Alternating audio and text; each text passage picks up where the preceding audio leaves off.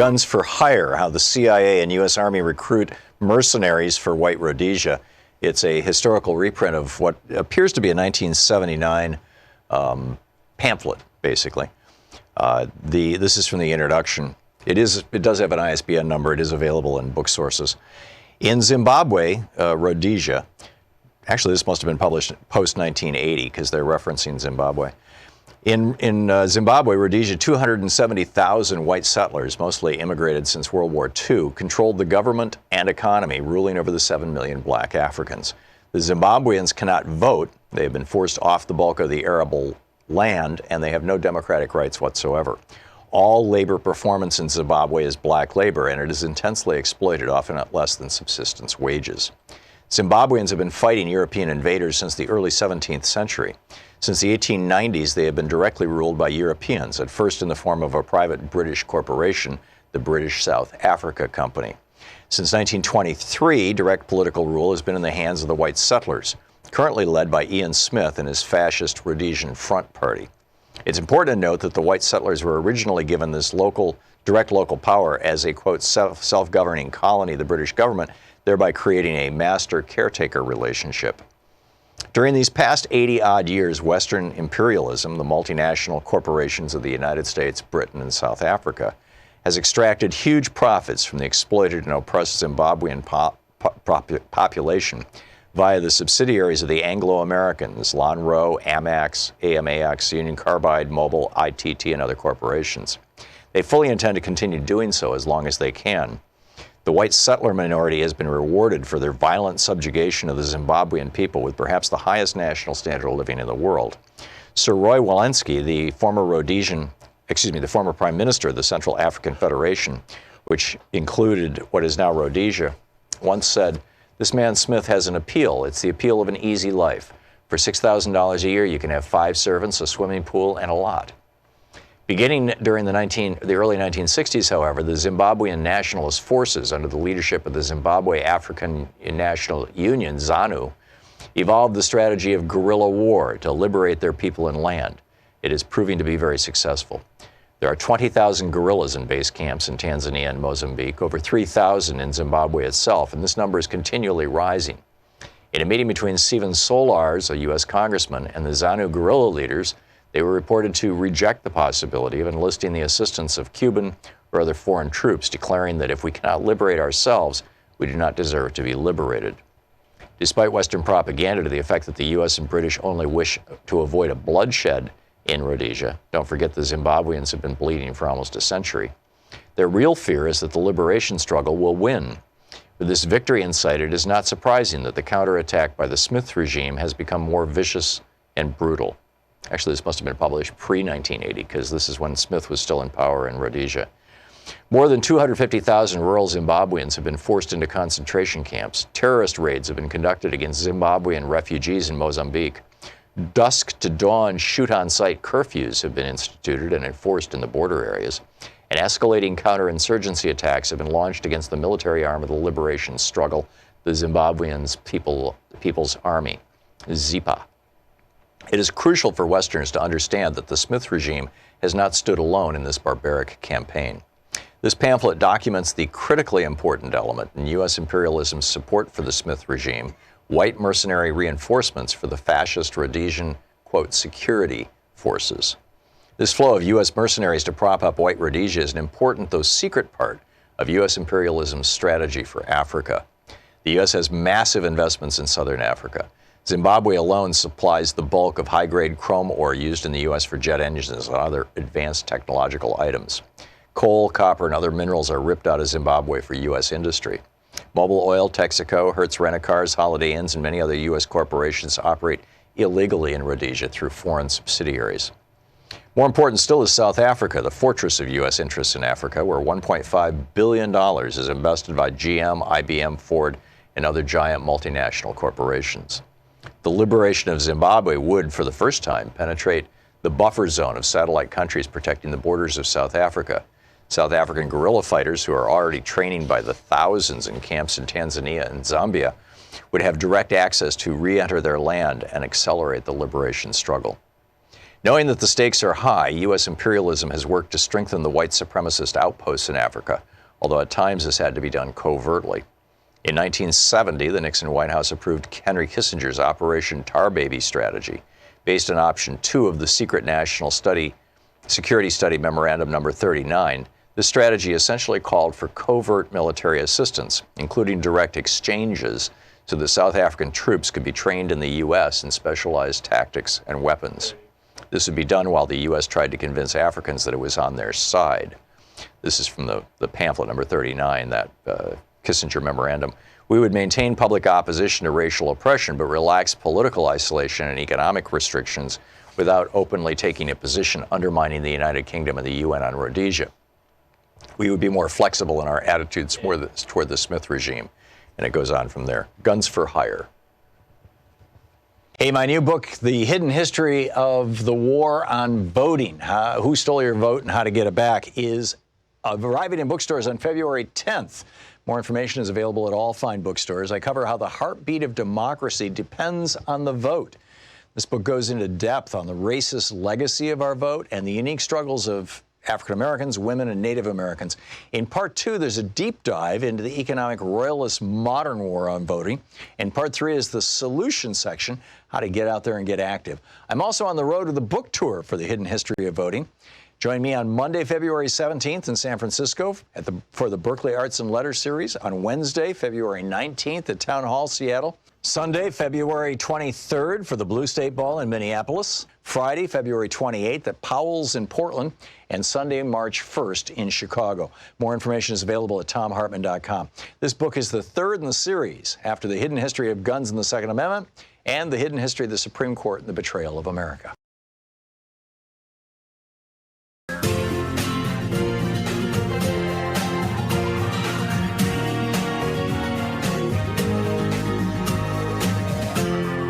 This is the Thom Hartmann Program. Happy Wednesday, impeachment day number 2. Just like yesterday, throughout the 3 hours of our program, if the Democrats are speaking, generally speaking, we'll put it on the air. And so, you can just stay tuned right here. I want to recap briefly what happened yesterday afternoon and last night, particularly if you fell asleep long before it was over, which of course was Mitch McConnell's hope. But basically, last night was pretty amazing. Jerry Nadler got up and said, I'm sad to say I see a lot of senators voting for a cover-up, voting to deny witnesses, an absolutely indefensible vote, obviously a treacherous vote. This kind of triggered, now this began this process that led to John Roberts reacting, which I'll share with you in a moment. A vote that, against an honest consideration of the evidence against the president, a vote against an honest trial, a vote against the United States. So here's Nadler accusing Republican senators of voting against the United States. That's a breach of decorum, right? I wrote an op-ed years ago saying that Dick Cheney was a war criminal. This was back in like 2005.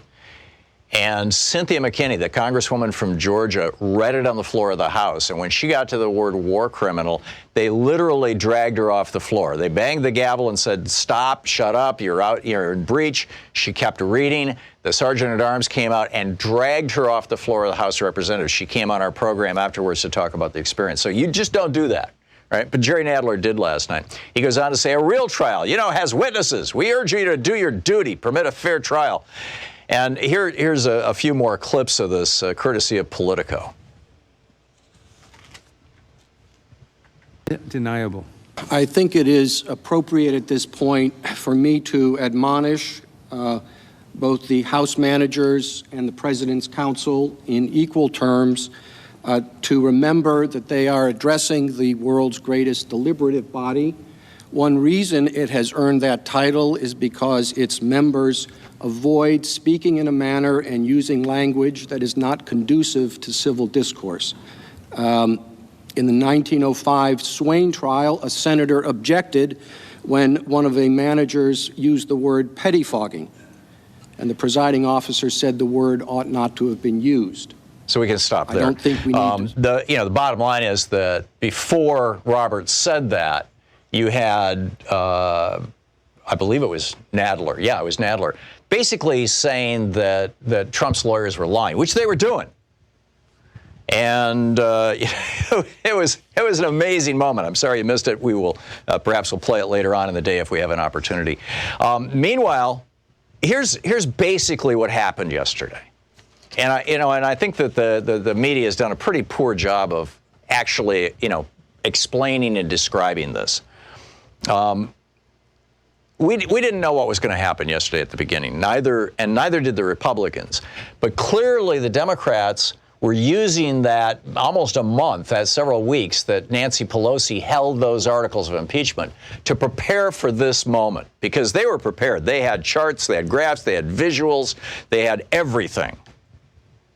And so, yesterday was supposed to be, yesterday was not the day when the Democrats were supposed to make their case. Yesterday was the day when they were going to decide on the rules for the impeachment trial. And so Chuck Schumer put in these 11 amendments, 10 of which specifically named either witnesses or documents that they wanted to subpoena. And Schumer and the Republicans thought, okay, we're going to debate whether or not to subpoena things, like process stuff. But each side had been given an hour, and Schumer obviously never thought that they would use anything close to that hour. But the Democratic team stood up and said, okay, here's what's going on. And Adam Schiff did a brilliant job. Zoe Lundgren did a brilliant job talking about her time when she worked in the House of Representatives on the Nixon impeachment.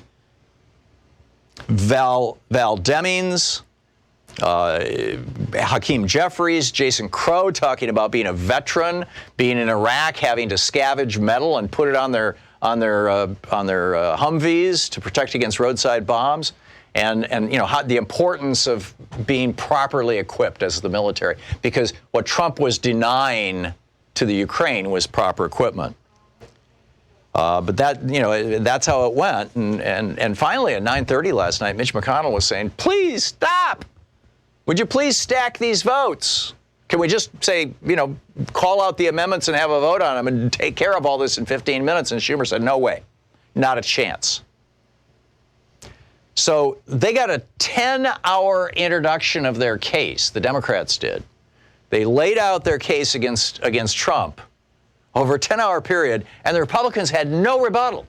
They were completely unprepared for this, which is why I think they were melting down toward the evening. And Pam Bondi, the former Attorney General for Florida, who was investigating Trump University until Trump gave her an illegal $25,000 donation out of his Trump Foundation, she finally was allowed to speak. She was given 5 minutes at 11 o'clock. And she didn't even mention the topic that was supposed to be discussed, and she sat down without saying, I'm done. It was weird. And then another, memorable moment, Jay Sekulow, Val Demings had got up and she was talking about FOIA lawsuits. And he thought she was saying lawyer lawsuits. And so he gets up and he goes into this long rant about lawyer lawsuits. How dare you say lawyers can't have lawsuits? And she never said that. I mean, this is how pathetic the Republicans were. They, so anyhow, just a recap there. Donald Trump, in an interview in Davos, and I'm not sure if this was last night or this morning because it's just coming through now, but I'm guessing it was this morning. I mean, part of last night is this morning in Davos, or now it's afternoon in Davos. But anyhow, Donald Trump said in this quote, he's speaking about the evidence against him, right? That the Democrats want to subpoena. And I quote, honestly, we have all the material. They don't have the material. I mean, that's mind-boggling. And somehow the electronic news media seems to have completely missed this. MSNBC, CNN, if you're listening, you've got a quote there. Check it out. Another bombshell has landed in the last 24 hours. This is as a result of these private lawsuits against, under the Freedom of Information Act, the FOIA lawsuits that Val Demings was talking about. The Office of Management and Budget, it turns out, there's this one document from Michael Duffy, who's one of the people that they tried to subpoena yesterday. from before Trump's phone call. Remember what has been released and what we think we know is that 91 minutes after Trump finished his phone call with Zelensky, the OMB stopped the Pentagon or notified the Pentagon that they shouldn't send the money and the weapons to Ukraine. Turns out this email shows that it was the day before they were planning this. They had already started this. I mean, that's pretty breathtaking, too. There's a lot of other things in the news, too. I want to just, catch you up to date, bring you up to date on. It's being reported this morning not only that Jeff Bezos's phone was hacked, apparently by Crown Prince Mohammed bin Salman, the head of Saudi Arabia, or at least he set it up. He had Bezos's phone in his hand, and he put in his email address and stuff like that, and boom, and I'm seeing implications around the Twitter sphere that there's more to come on this, But in addition to this, 16 days after Jamal Khashoggi was murdered, 16 days later, Donald Trump secretly sold nuclear technology to the Saudis. Secretly. This just came out. Now, what did he get in exchange for that? This was nothing to help the United States. So it had to be something that helped Trump, right? Was this in exchange for the $1 billion loan from the Middle East to Jared Kushner so he could pay off the mortgage on 666 Fifth Avenue? Was this additional money for Jared and Ivanka? Was this, for Khashoggi financing a Trump Tower in Saudi Arabia? We don't know. It's something I think that Congress should be looking into. I don't know if you caught the SAG Awards. This was amazing. My friend George was telling me about this last night, or yesterday afternoon. Still clad in his tuxedo.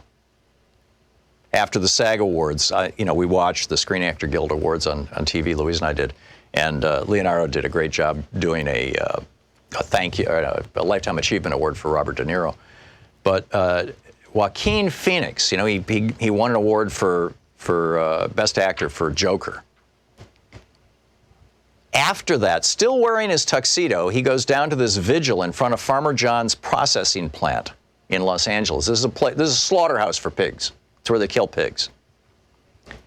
And every day when the trucks full of pigs pull up to unload them to be slaughtered, live pigs, there's this group of people, it's called Los Angeles Animal Save, that go up to the trucks and they give the pigs water and they pet them, they touch them, they comfort them, because these pigs are about to be slaughtered. It's amazing. I just wanted to tip my hat to Joaquin Phoenix for doing that. That is so cool.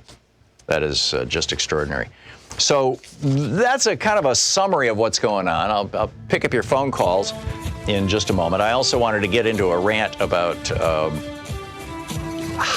what we're seeing right now in terms of the iron fist that Donald Trump has for Republicans might actually be good news for Democrats.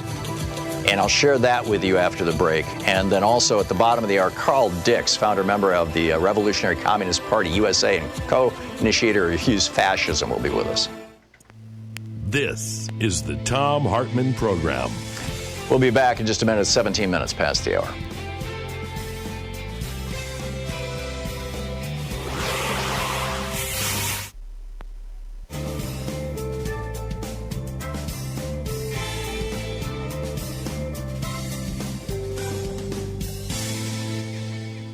And welcome back. Let's see here. Deb in Saginaw, Michigan. Hey, Deb, what's on your mind today? Well, Tom, I happen to be retired, so I did watch the long debates yesterday. And I want to say that, I had debate in high school. Mm-hmm. And watching these two debates was like watching a first-year novice Class C school team debate an Ivy League school senior law school team. Yeah, I agree, and that's because the Republicans thought they were going to have a debate on process, and they were completely unprepared for this. I mean, Nancy Pelosi and Chuck Schumer set this thing up and just shoved it right right down the, whatever metaphor you want, a baseball, right down, line drive, whatever. It was amazing. Yeah, absolutely no contest. Absolutely no contest. It was like, but then you have to think of the Republican rule of thought. They don't think they've got to do anything because Mitch McConnell's got everybody under his wing. Right. So they don't really care. They just don't care. And, the other thing, too, is that I heard you earlier say about, Trump's statement about we have all the material they don't and that mainstream media needs to pick that up. Right. Well, I'll have you know, I was watching some and they are picking it up. Oh, good. Good. Because Louise and I watched, we were doing show prep this morning, but for about 3 hours we were going back and forth between MSNBC and CNN, and I never saw it. I'm glad that they're picking it up. Good. Right, because it's like noon here. So, this has been going on in the last hour. Yeah. And the other thing, too, was that Mitt Romney, after this, made a statement about the Dems, saying that the Dems calling everything an outrage is dangerous because it loses its meaning. Well, let's flip that to Trump saying everything's a hoax, everything's unfair, everything's a disgrace. I don't know these people. This is ridiculous. Yeah. Yeah. I'm with you. I'm with you. Deb, I want to get some more callers in here, but thank you. Your points were very well made. Nettie in Melbourne, Florida. Hey, Nettie, what's on your mind today? Hi, Tom. I just wanted to say Trump's lawyers are doing an excellent job, following the playbook about lying and lying and lying, and pretty soon everyone will believe them. Okay, that's just a comment. And then I just wanted to ask, okay, my senators are, Medicare, Scott, and God-loving Rubio. I call them every day. Does it do any good? I mean, do they even listen to me? Yes. Of course, I don't talk to them because I just leave a voice. Actually, they do. They will have a staff person who will typically have a sheet in front of them with a list of issues, and they'll just check off. Somebody called about this and they're in favor of it. Somebody called about that and they're opposed to it.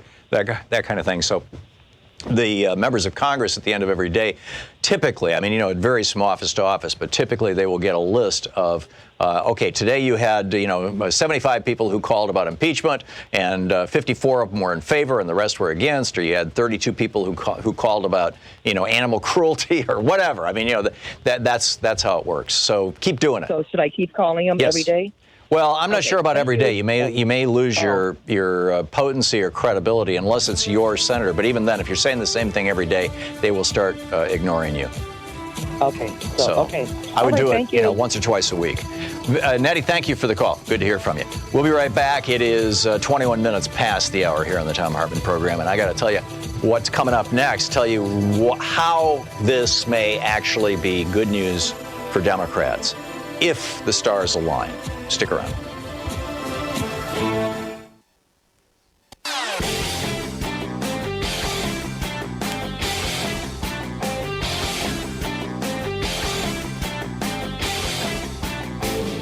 Our free Hartmann Report podcast recaps the show every day. It's available wherever you find great podcasts. And welcome back. 22 minutes past the hour. So here's something I've been thinking about, and I think that there's been no conversation about this. People talk about, and in fact, I talk about, and particularly on the right, or on the left rather, Democrats talk about, how Donald Trump basically controls his caucus. He controls the Republicans in the House and Senate. He has an absolute iron fist. He rewards people who are with him. He punishes people who are against him. Period. And a lot of us are acting like, oh my God, we've never seen anything like this before. Well, actually, that's how Franklin Roosevelt worked. That's how Lyndon Johnson worked. And Lyndon Johnson was the head of the Senate, you'll recall, and he was just every bit as tough as Mitch McConnell is. And that's how Ronald Reagan worked. This is not without precedent. And this is how Franklin Roosevelt was able to get the New Deal through Congress. You had actually some Republicans voting for many aspects of the New Deal. But in particular, you had no Democrats, to the best of my knowledge, peeling off. And when it came to the civil rights work and the Great Society that Lyndon Johnson did in 64, 65, 66, 67, so just some dramatic legislation from creating Medicare and Medicaid to the Civil Rights Act to the Voting Rights Act, all of those things, and there were several dozen major pieces of legislation that made up the Great Society. There were a lot of Democrats who didn't want to go along with those votes, particularly the Dixiecrats, the Southern Democrats, and some of them didn't. And LBJ made sure that, they were not in the Senate a few years down the road. I mean, that was just it. So what this tells me is that if, and this should be informing our thinking, by the way, with regard to our primary votes in the Democratic primary, and I'm not recommending a specific candidate here. I'm not going to do that until the primary, until the primary is decided, and then I'll advocate for whoever it is. But just keep this in your mind. If enough Americans are outraged by what Trump has been doing, if enough Americans are horrified by the charade that the Republicans have been perpetrating for 3 years now. See, keep in mind, FDR and LBJ used the iron fist with their caucus in order to get good, progressive, positive legislation done. Ronald Reagan used it to get legislation done to initiate trickle-down economics and lower taxes and things like that. And at the time, people didn't remember 1920. They didn't remember the last time a president did the same thing. Warren Harding did this back in 1920. And they didn't realize that it was going to lead to an economic disaster. So, a lot of people went along with it. But Reagan, I would say Reagan was using that power, using the force, as it were, for a negative. As Trump is doing. He's using that power. He's using the force as a negative. So what I want in the White House next January 20th, and in the House of Representatives and in the Senate, if we can take all three of those entities, two branches, three entities, is somebody who is willing to use power the way Donald Trump has been using power within the caucus. Somebody who's willing to reward the good people and punish the bad people, as it were. And obviously I'm using my own subjective definitions of that. So I want somebody I will vote for somebody in the Democratic primary who I think is an absolute hard ass and believes what they're saying and is going to fight it to the very end. Because Donald Trump has demonstrated that if you do that, you can go a hell of a long way. Now, he's going a long way, in the criminal direction. Franklin Roosevelt created the modern middle class. The United States hadn't had a middle class since arguably 1820. And now we, again, we're now fewer than 50% of us are in the middle class any longer. But, what Franklin Roosevelt created was, more than 60% of Americans being in the middle class by the 1960s. You're listening to the Thom Hartmann Program. Call 202-808-9925. And then LBJ doubling down on it and taking it the next step. I think this was all really good stuff. Senators are arriving for the trial. As I said, we'll pick it up when they show up.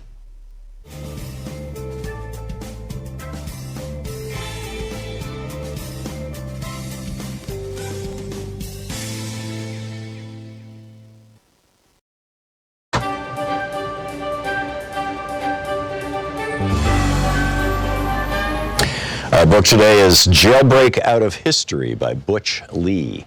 This is from the first chapter, Jailbreak Out of History, Harriet. Focus on Amazons, about why we deal with real women as myths, girls who never really existed. Yet and again, all are around us, and that we can't bring ourselves to see. Because seeing through white men's eyes is about non-vision of ourselves. So let's deal with a real Amazon. Think about Harriet Tubman. Take 6 months. In fact, take a year and think. Break it on down. What does it mean to be the most famous new African woman in U.S. history? What does it mean to be stuck in that lie? What's the meaning of being famous while being hidden and disfigured and dissed? Let's jailbreak Harriet Tubman out of white history and place her in Amazon and new African her story. her story, her people's story. Harriet Tubman's life is a live weapon placed in our minds, showing us what it means to be an Amazon, which is why the capitalist patriarchy has forbidden us to touch on it for so long. In this, maybe for the first time, we can see Amazons as a future force in a clash of peoples and nations, not as myths, but as players in the whole difficult course of world politics. We can also appreciate the bittersweet tang of reality as the peeling away of layers of propaganda and disfigurement which have hidden Harriet from us exposes how much we assume and how little we have known. New African women have already pointed out the significant pattern of Harriet's exclusion. Cultural critic Bell Hooks said recently, if we could recover Ida B. Wells and Harriet Tubman to the extent that we've recovered, say, Zora Neale Hurston, I think that's an important contrast because people want to bury that revolutionary black female history. Historian Deborah Gray White connects Harriet's treatment to a larger pattern in the mainstream history of slavery, in which black women, quote, were reduced to insignificance and largely ignored, end quote. In examining the influential historian Stanley Elkins, she points out, quote, that Elkins seems to omit women altogether was accentuated by his description of slaves whom he identified as part of an American underground, those who never succumbed to Samboism. Among those mentioned were Gabriel, who led the revolt of 1820, Denmark Vesey, leading spirit of the 1822 plot at Charleston, and Nat Turner, an omission conspicuous by its absence, was Harriet Tubman. If Elkins had really been thinking of slaves of both sexes, he would hardly have forgotten this woman, who became widely known as the Moses of her people, end of quote. Patriarchal capitalisms, which only want Amazons to be exotic myths about forgotten ages, have hidden Harriet Tubman in her own fame. They both trivialize and exceptionalize her. These are tools of oppressor culture. The stripped down and censored version of her life is told in elementary schools all over the U.S. empire. So much so that everyone thinks they know her story already, although they don't. Harriet Tubman was born in slavery in Maryland around 1820. She escaped to the North when she was 29, but kept returning secretly to the South again and again to help other slaves escape. For this, she became known as Moses. True statements. But by limiting her, it becomes clever propaganda against her and against her people. Where patriarchy has been unable to deny that women do significant things, it denies the full meaning of what we do by trivializing them. Mary Daly, feminist philosopher, traces the enormity of what patriarchy has done to us. In ancient Greece, the goddess Hecate, also known as Artemis and Diana, was sometimes known as Trivia and represented by a three-faced statue. That was also the name used for the intersection of three paths, which in many old cultures were the sites of mystical power. She writes in Gynecology, quote, in light of the cosmic significance of the term trivia as the crossing of the three roads and of the goddess who bears this name, contemporary meaning of the term in English should be examined. The English term, which according to Merriam-Webster is derived from the Latin trivium or crossroads, is defined as common, ordinary, commonplace, of little worth or importance, insignificant, flimsy, minor, or slight. Of course, according to patriarchal values, that which is commonplace is of little worth. For in a competitive hierarchical society, scarcity is intrinsic to worth. Thus, gold is more important than fresh air, and consequently, we are forced to live in a world in which gold is easier to find than pure air. End quote. So to trivialize Harriet Tubman, the capitalist patriarchy pictures her as an idealized woman by their definition, who makes a life of helping others. Thus, her deeds are squeezed into women's assigned maternal role as nurturer, helper, and rescuer of men, who then go on to do important things. But Harriet wasn't repping Mother Teresa. She wasn't even any kind of civilian at all. She was a combatant, a guerrilla, a warrior carrying pistol and rifle, fighting in her people's long war for freedom, a war that rocked the foundations of African society, American society, and that has never gone away. Think about what it means to be called Moses, which was the code name other new Africans gave her, and which became Harriet's famous warrior name in the anti-slavery underground. When we check out the Bible, we can see that Moses was a ruthless visionary, someone who forced the boldest changes and risks upon his people so that they could survive, who led them out of captivity. To put it simply, Moses was a leader in a time of war. So too was Harriet Tubman. The book Jailbreak Out of History by Butch Lee. Hey, my new book, The Hidden History of the War on Voting, Who Stole Your Vote and How to Get It Back, is arriving in bookstores on February 10th. More information is available at all fine bookstores. I cover how the heartbeat of democracy depends on the vote. This book goes into depth on the racist legacy of our vote and the unique struggles of African Americans, women, and Native Americans. In part 2, there's a deep dive into the economic royalist modern war on voting. And part 3 is the solution section, how to get out there and get active. I'm also on the road to the book tour for The Hidden History of Voting.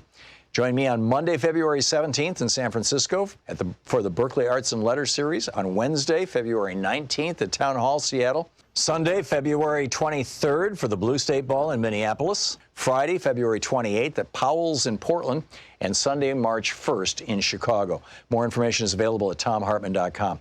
This book is the third in the series after The Hidden History of Guns and the Second Amendment and The Hidden History of the Supreme Court and the Betrayal of America.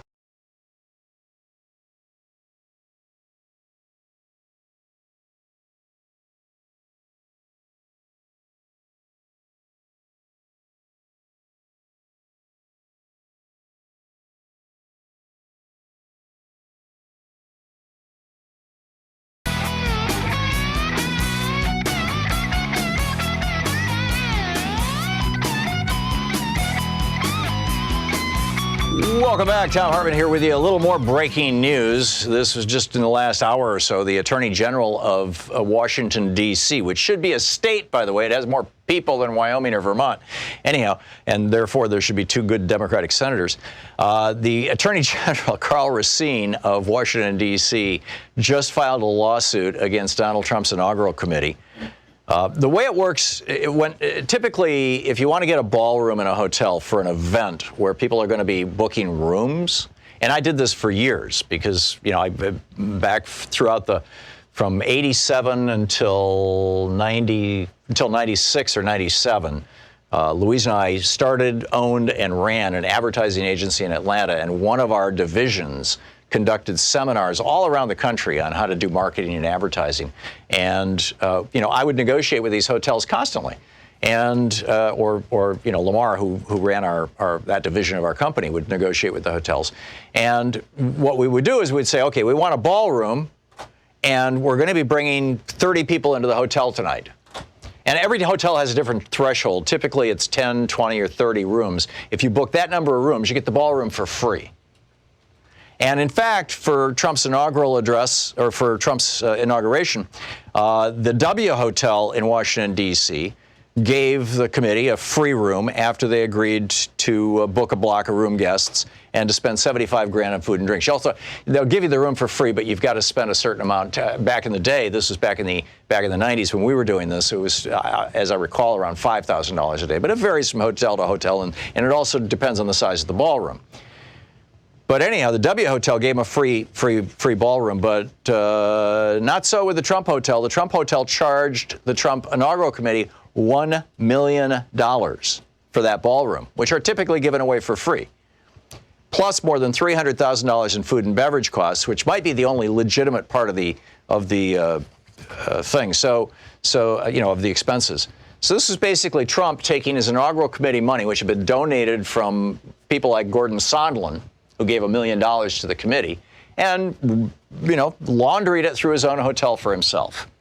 It's amazing. Anyhow, to your phone calls. Morris in Long Beach, California. Hey, Morris, what's up? Hey, I was watching the hearings last night, and I'm going to tell you something. Dynamite comes in small packages. I want to give a shout-out to Jerry Nadler, a little 5'8" man, but this guy is strong. He started calling the the president's legal team, he started calling them liars, and he got pretty aggressive with it. And so the Chief Justice had to tell him that, you know, he didn't chastise him real bad, but he told him to kind of simmer it down a little bit. But what I took from that is I think that's what the demos need to start doing, what that Christian pastor Doug Collins does, get a little spirit to themselves and forget the substance, and because nobody cares about the issues of the substance, and just get down to the nitty-gritty and start calling these guys out for what they are. They're liars, and they're subverting the United States Constitution. And that's what we need to do, in my humble opinion. And thank you for taking the call. You're welcome, Morris. It would be interesting to kind of game that out, because if Nadler repeats that today and uses the word lie again, like he did last night, which was pretty amazing. I mean, you just don't use that word when you're referring to people in the House or Senate.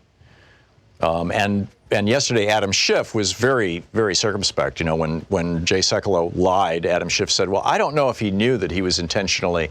I don't believe he was intentional, or some words to that effect. I don't know if he was intentional in putting out that disinformation or misinformation. But let me correct the record. I mean, he did it very elegantly." Nadler last night, I mean, maybe it was frayed tempers, maybe, but the point is, and to your point, Morris, and I think spot on, that was what got the most coverage this morning, was John Roberts slapping down Jerry Nadler. Now, what I thought was disappointing was that most of the television networks didn't play the part where Jerry Nadler says, "You lie." And, you know, that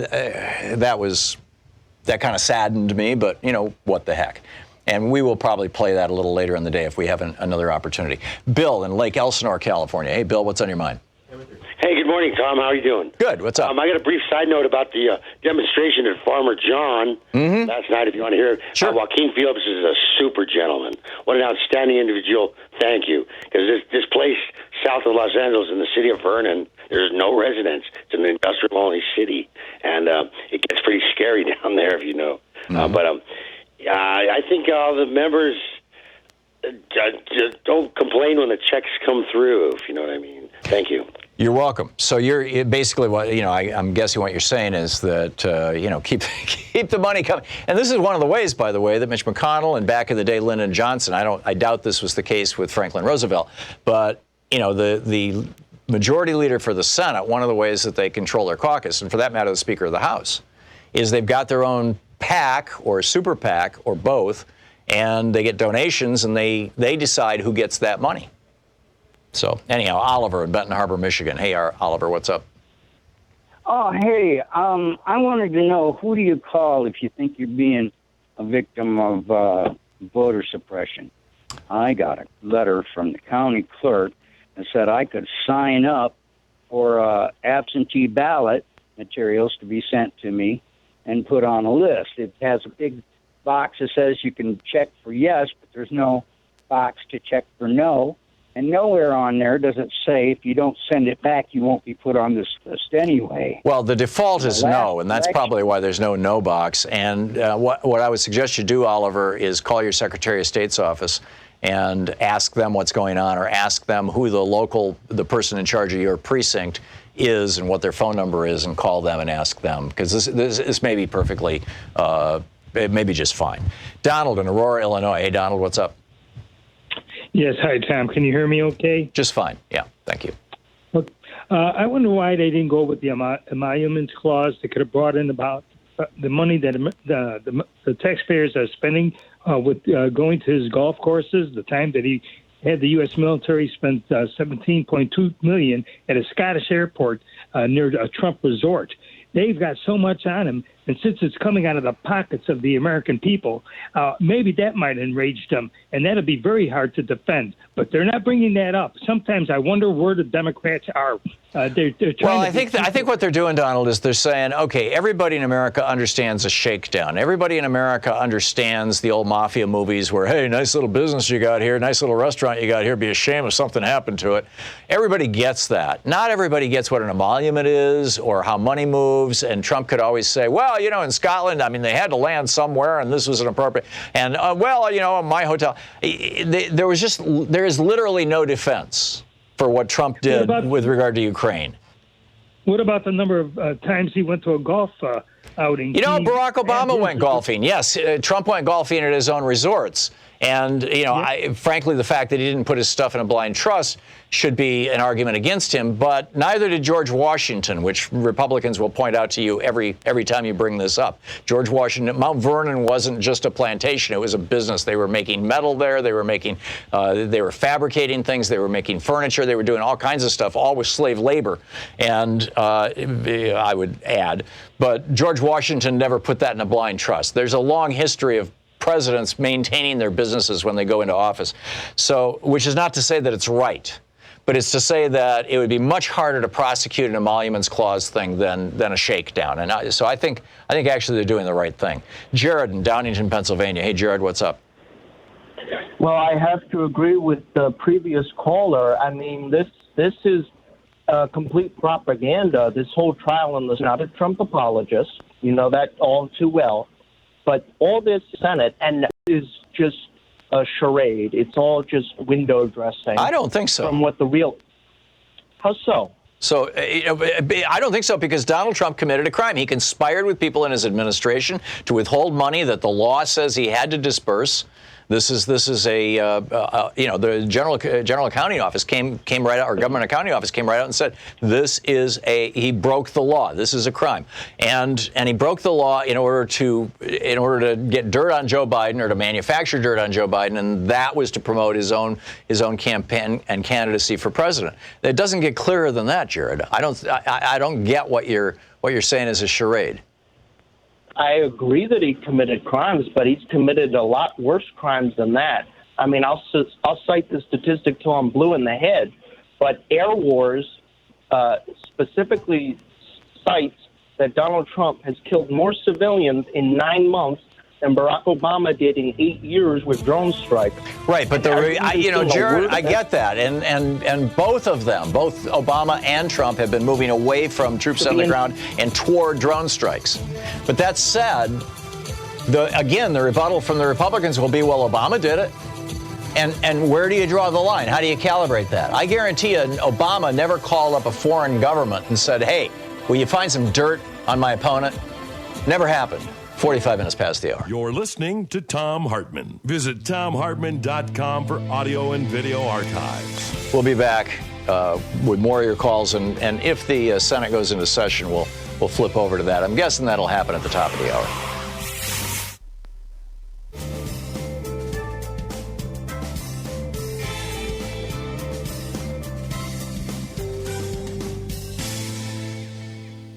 And welcome back. Corky in Rochester, New York. Hey, Corky, what's up?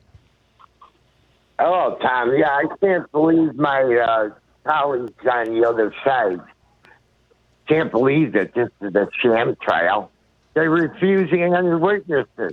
Well, to the extent that the Republicans are refusing witnesses, you could say it's a sham trial. But to say it's a sham trial because of the charges that were brought against Trump, I disagree strongly. No, I'm not saying that the sham Which is the point trial Jared was trying to make. Charges.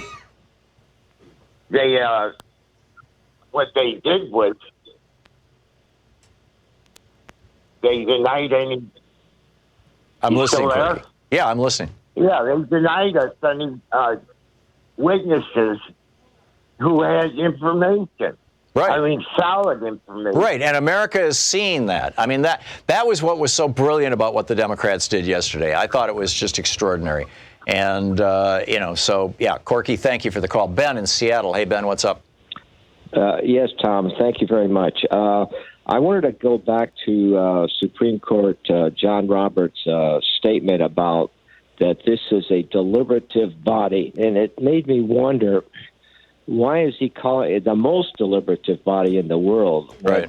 Number one is he sort of overriding the Supreme Court as a deliberative body?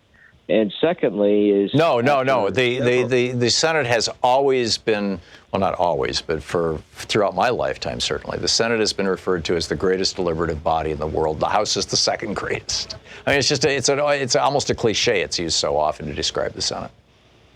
Okay, well... And they have these rules for decorum, where you don't call each other liars, and you don't call Dick Cheney a war criminal, and all that kind of stuff, as I described earlier. Okay.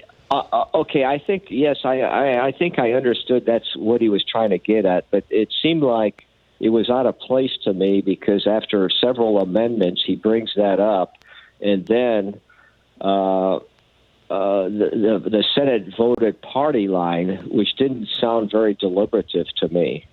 Well, the deliberative part is the debate part. The vote part... that can be partisan, and it often has been. In fact, it has been since the founding of the Republic.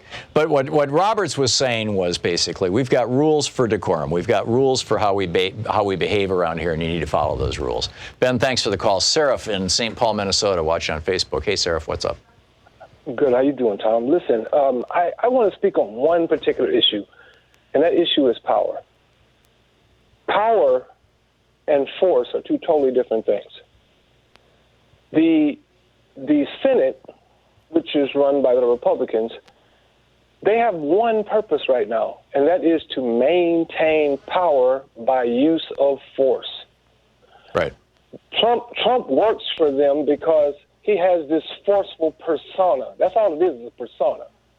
And because of that persona, it works with his constituents because his constituents overall are people who find wrestlers powerful. Right, they're authoritarian followers. I agree with you, Sarah.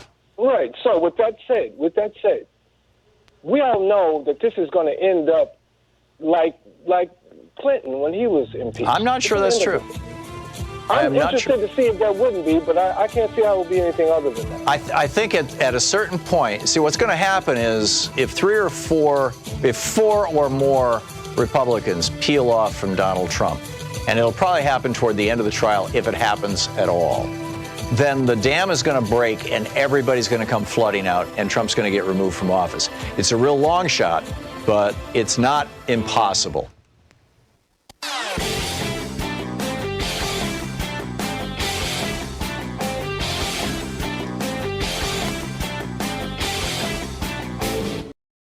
Hey, my new book, The Hidden History of the War on Voting, Who Stole Your Vote and How to Get It Back, is arriving in bookstores on February 10th. More information is available at all fine bookstores. Yeah, Tom, a couple of observations.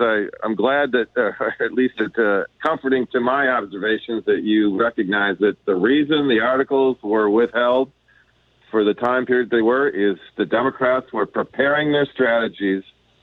And that occurred to me as I was watching all of the video that they were prepared with to use either on offense or defense. Yeah, it took at least a week to put together, and probably more. Oh, yeah, to cut, label, and catalog so that they could get to it. Right, and then when rehearse. They needed to. Yeah. Oh, they were so far ahead, and I mean, they outguessed the defense. I mean, this is like running a play in a football game. They totally outguessed the home team, and I think that Jay Sekulow looked terrible. He just looked terrible. Yeah. His opening, the first time he was out and talking about global war or climate change, and this is what doctors call projection. I just thought, you are so far off topic. It was laughable. Yep. But the other thing that a couple observations about what Nadler did is that I think because of where Sekulow, and they knew that the Trump team wanted to turn this into a spitting match, so Nadler kind of just pushed it in that direction so that Roberts would shut it down, shut their whole playbook down, because they want this to be all about hearsay, obviously, because they don't want any evidence entered where you talk in civil terms about how the evidence, what the evidence is. They don't want that. Tom. So hang on just a second, Paul. Just to clearly understand what you're saying, going back to my comment, I was saying it would be interesting to game out, to play out step by step by step, like a chess game here. What would happen if the Democrats started using words like lie that would invoke an admonition from John Roberts?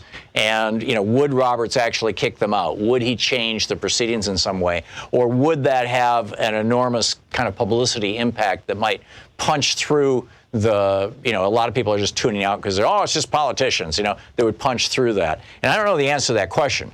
And I'm not sure if it's a good strategy or a stupid strategy. But, are you saying that it was a good idea or a bad idea for Nadler to use the word lie? It was a good idea because what he did, you see, Schiff and Nadler were playing good cop, bad cop. Schiff was being very polite and very and what Nadler was doing, what he did was show this is where the officials are going to throw the flag. Right. This is how the referees are going to adjudicate this game. Right. And so if you go beyond that, in other words, now the other team, the Trump team, knows that that's where the line is, and Nadler helped them find that out. Otherwise, they were just going to turn this into a spitting match the whole time. Right. And the other thing that I thought was interesting is that Mitch McConnell's strategy to, first of all, put this thing, court doesn't start until 1 in the afternoon. Come on, the day's half over. And this is actually working out for the irritation of the cover-up senators, the Republicans, because they're thinking, how far do I have to stay up all damn night for Donald Trump, this sleazebag. I know he's a sleazebag. And then when McConnell put the rules so that they would, thinking it would be cumbersome for the Democrats to have to enter every piece of evidence one by one, and that would be just so cumbersome. Well, you know what? They saw that coming. Yeah. Well, Schumer said, because McConnell said he wanted to be recognized. He says, "Can we stack these votes?" Right. And that was at 9:30 Schumer last said, night Eastern. Right, and because he knew this was getting too tiresome, and Schumer said, "You're going to have to deny these one at a time." Right, and then they had the conference where the two floor managers got together and tried to work it out, and then one of them threw their hands up in the air, and they went back and talked to McConnell and said, "Sorry, Schumer's not going to budge on this. I mean, he's got you. He's got you by the short hairs." Yeah, on your own rules. And when the United States Senate, in a majority of 53, votes not to see documented evidence from the White House, from the State Department, from the OMB, that means they don't want to. The only thing that can do is exonerate the innocent and implicate the guilty. Right. And if you don't want to see it, that means you are participating in obstruction of justice and a cover-up, because the documents are the documents. Those aren't people's testimony who have an axe to grind. Those are the documents that they made. Yes, I was also very pleased that Nadler and some of the others, I believe it was Hakeem Jeffries, I saw him using the word cover-up explicitly, and John Roberts didn't gavel that one down. The question is, Jay Sekulow, and this is another question, actually. Jay Sekulow and actually several people on his team, but mostly him and Cipollone, or Cipollone, I've heard it said both ways, said what were blatant lies. Now, last night during the coverage, Louise and I flipped to Fox News a couple of times, during Hannity's show and during Laura Ingram's show afterwards.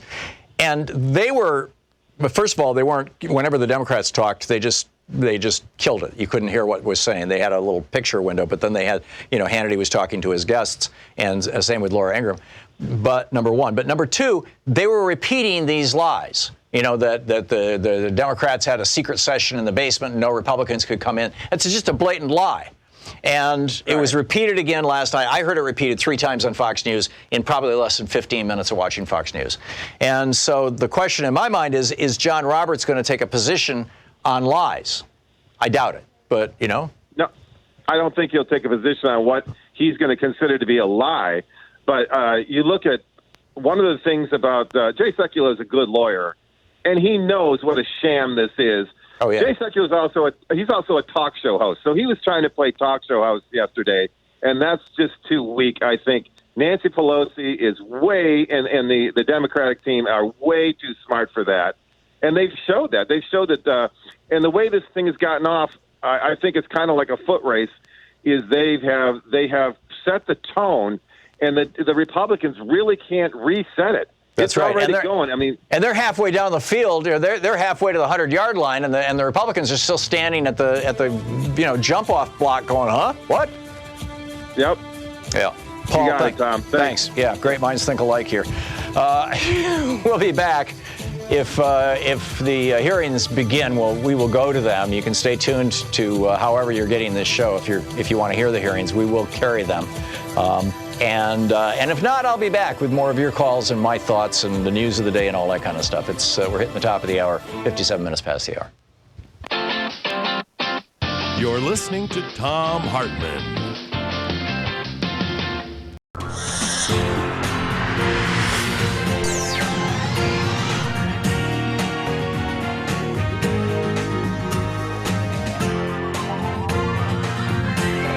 We say fight back!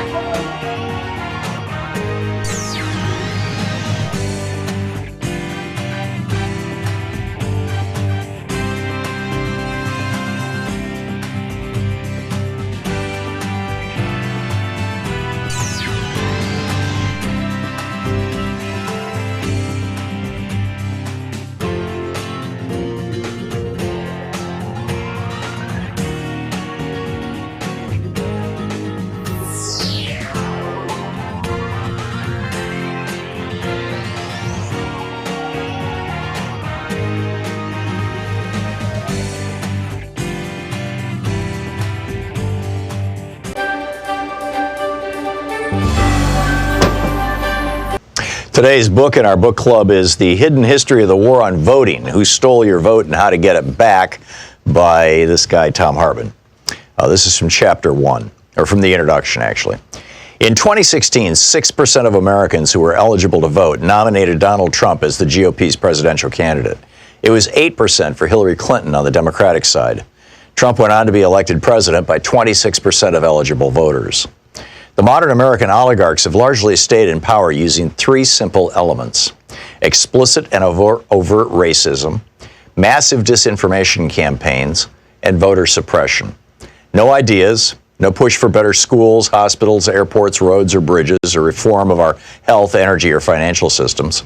No promise of more and better jobs. None of these staples of past presidential campaigns can be found in pretty much any Republican advertising today.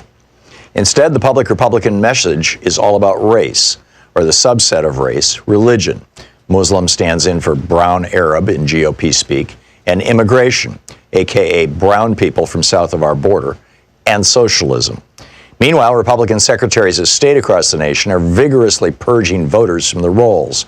Over 17 million, more than 10% of America's active voters, in just the 2016-2018 period, according to NBC News. After the 5 Republican appointees on the U.S. Supreme Court gutted the Voting Rights Act in 2013, 14 GOP-controlled states moved within a year, some within days, to restrict access to the vote, particularly for communities of color, students, and retired people. In North Carolina, for example, 158 polling places were permanently closed in the 40 counties with the most African-American voters just before the 2016 election, leading to a 16% decline in African-American early voting in that state. An MIT study found that nationwide, Hispanic voters wait 150% longer in line than white voters, and black voters can expect to wait 200% longer in line to vote.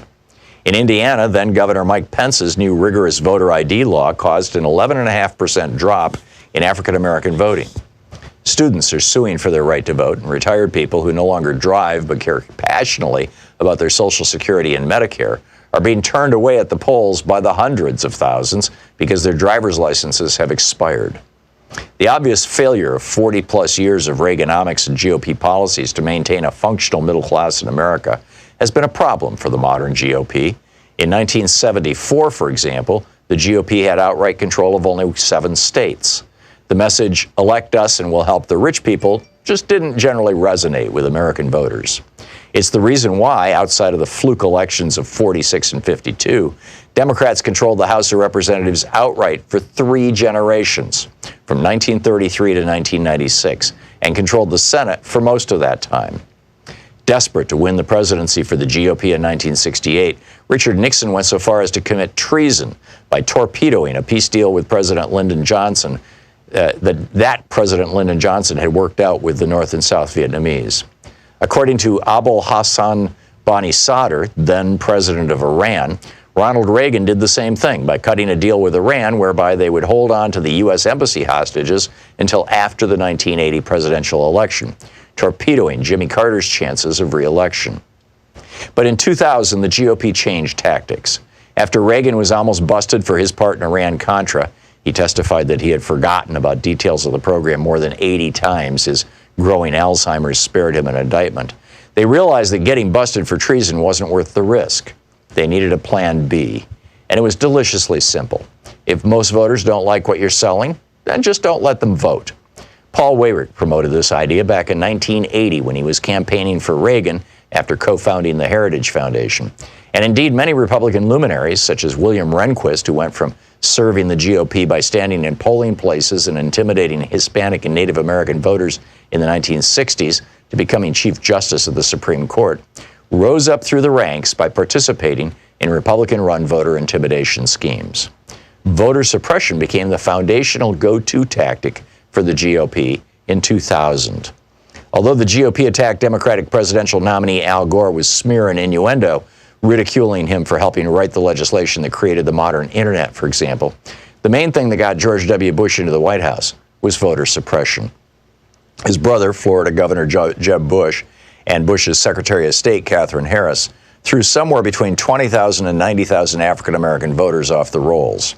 They were able to get the vote close enough that 5 Republican appointees to the Supreme Court functionally awarded Bush the presidency. The BBC covered this in 2001 in two major investigative reports that were seen all over the world, except on any American media.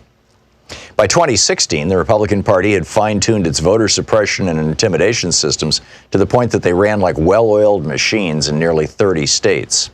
Between the 2012 and 2016 presidential elections, for example, Ohio had purged more than 2 million voters from its rolls, the vast majority, more than 2-to-1, in heavily African-American and Hispanic counties. The 5 Republican appointees on the Supreme Court ruled in 2017 that they could keep it up. And other states have since adopted their new tactic of caging voters. The book, The Hidden History of the War on Voting, by me. Hey, my new book, The Hidden History of the War on Voting, Who Stole Your Vote and How to Get It Back, is arriving in bookstores on February 10th. More information is available at all fine bookstores. I cover how the heartbeat of democracy depends on the vote. This book goes into depth on the racist legacy of our vote and the unique struggles of African Americans, women, and Native Americans. In part 2, there's a deep dive into the economic royalist modern war on voting. And part 3 is the solution section, how to get out there and get active. I'm also on the road to the book tour for The Hidden History of Voting. Join me on Monday, February 17th in San Francisco for the Berkeley Arts and Letters series, on Wednesday, February 19th at Town Hall, Seattle, Sunday, February 23rd for the Blue State Ball in Minneapolis, Friday, February 28th at Powell's in Portland, and Sunday, March 1st in Chicago. More information is available at thomhartmann.com. This book is the third in the series after The Hidden History of Guns and the Second Amendment and The Hidden History of the Supreme Court and the Betrayal of America. Want to connect with the show online? You can find the Thom Hartmann program on Facebook, Twitter, and Instagram.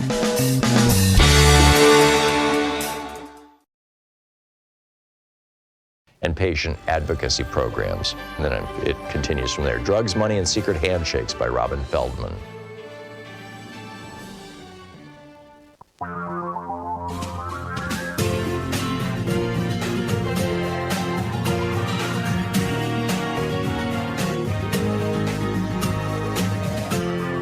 This is the Thom Hartmann Program.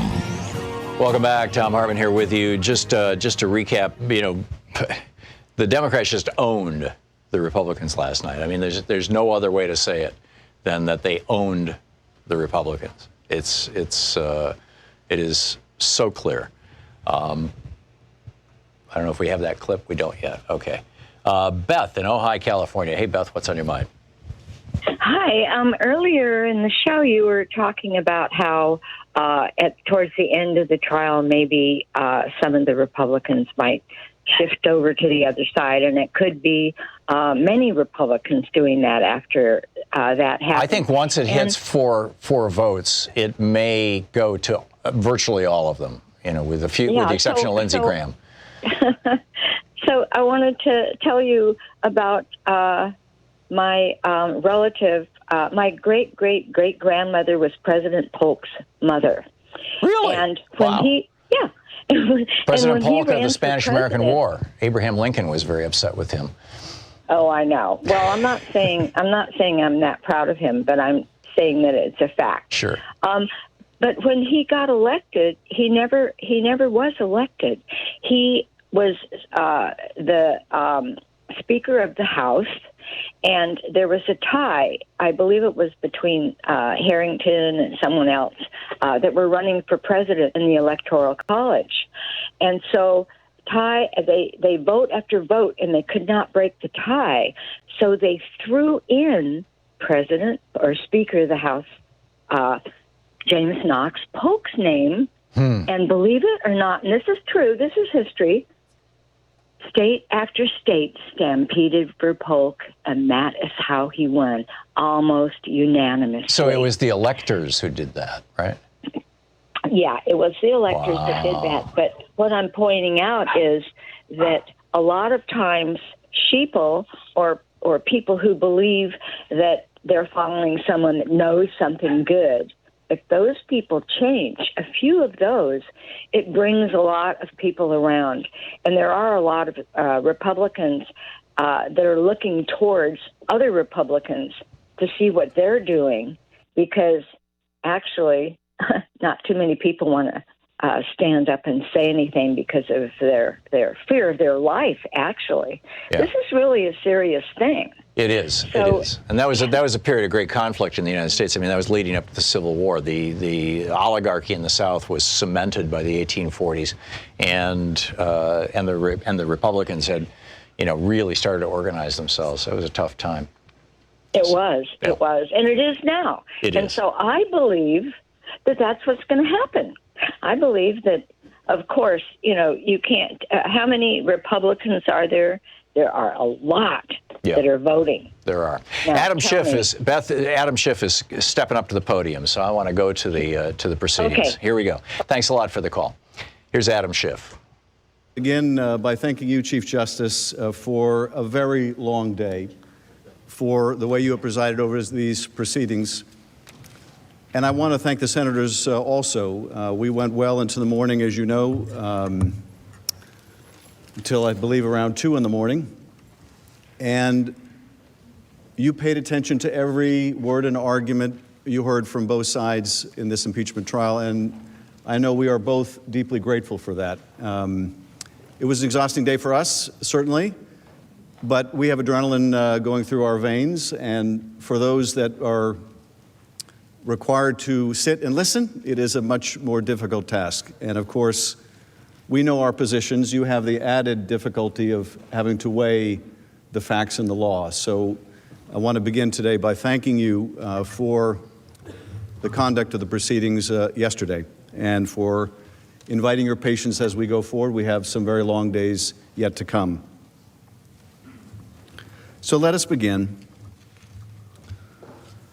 When a man, unprincipled in private life, desperate in his fortune, bold in his temper, possessed of considerable talents, having the advantage of military habits, despotic in his ordinary demeanor, known to have scoffed in private at the principles of liberty, when such a man is seen to mount the hobby horse of popularity, to join in the cry of danger to liberty, to take every opportunity of embarrassing the general government and bringing it under suspicion, to flatter and fall in with all the nonsense of the zealots of the day, it may justly be suspected that his object is to throw things into confusion, that he might ride the storm and direct the whirlwind.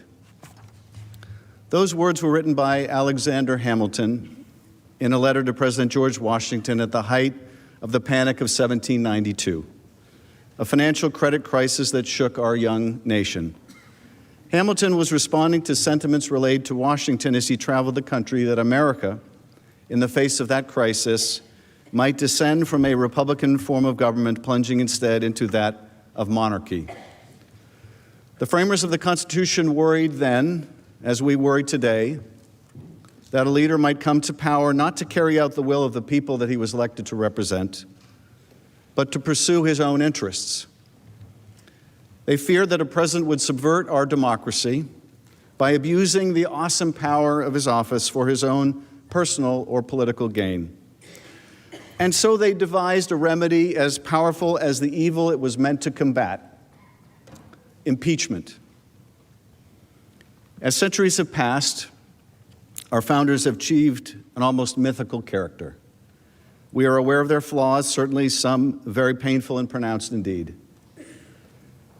And yet, when it came to the drafting of a new system of government never seen before and with no guarantee it would succeed, we cannot help but be in awe of their genius, their prescience even, vindicated time and time again.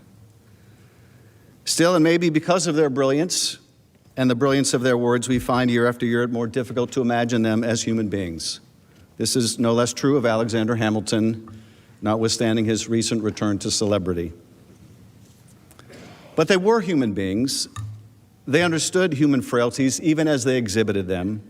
They could appreciate just as we can how power can corrupt, and even as we struggle to understand how the framers might have responded to presidential misconduct of the kind and character that we are here to try, we should not imagine for one moment that they lacked basic common sense or refused to apply it ourselves.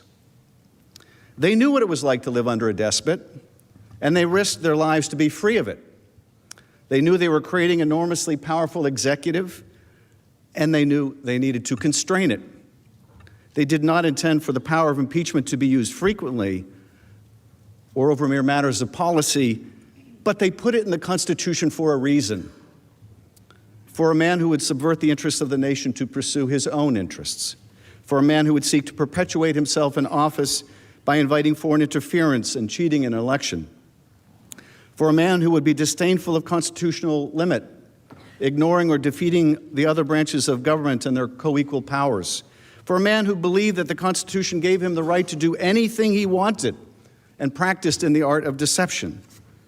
For a man who believed that he was above the law and beholden to no one. For a man, in short, who would be a king.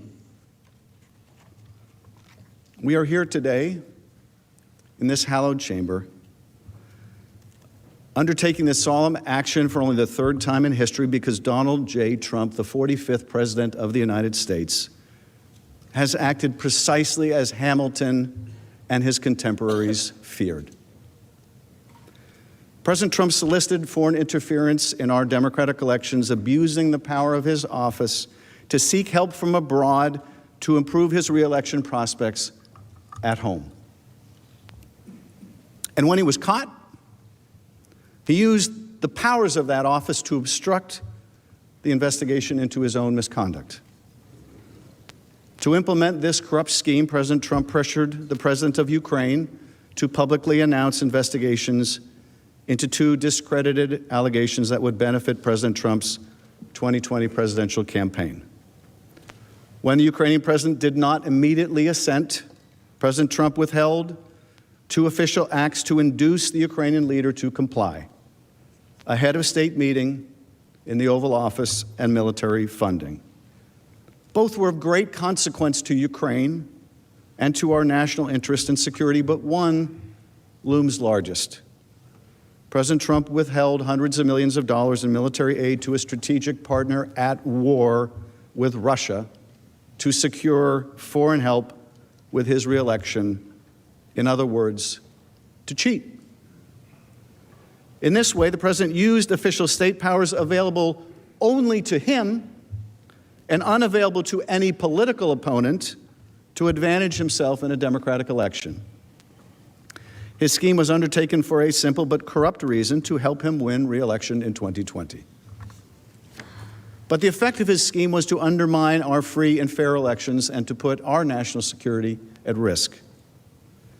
It was not even necessary that Ukraine undertake the political investigations the president was seeking. They merely had to announce them. This is significant, for President Trump had no interest in fighting corruption, as he would claim after he was caught. Rather, his interest was in furthering corruption by the announcement of investigations that were completely without merit. The first sham investigation that President Trump desired was into former Vice President Joe Biden, who had sought the removal of a corrupt Ukrainian prosecutor during the previous U.S. administration. The Vice President acted in accordance with U.S. official policy at the time and was supported unanimously by our European allies and key global financial institutions such as the International Monetary Fund that shared the concern over corruption. Despite this fact, in the course of this scheme, President Trump and his agents pressed the Ukrainian president to announce an investigation into the false claim that Vice President Biden wanted the corrupt prosecutor removed from power in order to stop an investigation into Burisma Holdings, a company on whose board Biden's son Hunter sat. This allegation is simply untrue, and it has been widely debunked by Ukrainian and American experts alike. That reality mattered not to President Trump. To him, the value in promoting a negative tale about former Vice President Biden, true or false, was its usefulness to his re-election campaign. It was a smear tactic against a political opponent that President Trump apparently feared. Remarkably, but predictably, Russia too has sought to support this effort to smear Mr. Biden. This is the Thom Hartmann Program. Energy company at the center of the president's Adam Schiff making the case for Trump's impeachment. We'll be back. Russia almost certainly was looking for information related to the former vice president's son so that the Kremlin could also weaponize it against Mr. Biden, just like it did against Hillary Clinton in 2016 when Russia hacked and released emails from her presidential campaign. And President Trump has made it abundantly clear that he would like nothing more than to make use of such dirt against Mr. Biden, just as he made use of Secretary Clinton's hacked and released emails in his previous presidential campaign. Which brings us to the other sham investigation that President Trump demanded that the Ukrainian leader announce.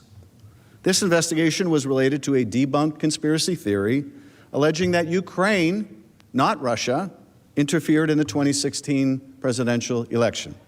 This narrative, propagated by the Russian intelligence services, contends that Ukraine sought to help Hillary Clinton and harm then-candidate Trump, and that a computer server providing this fiction is hidden somewhere in Ukraine.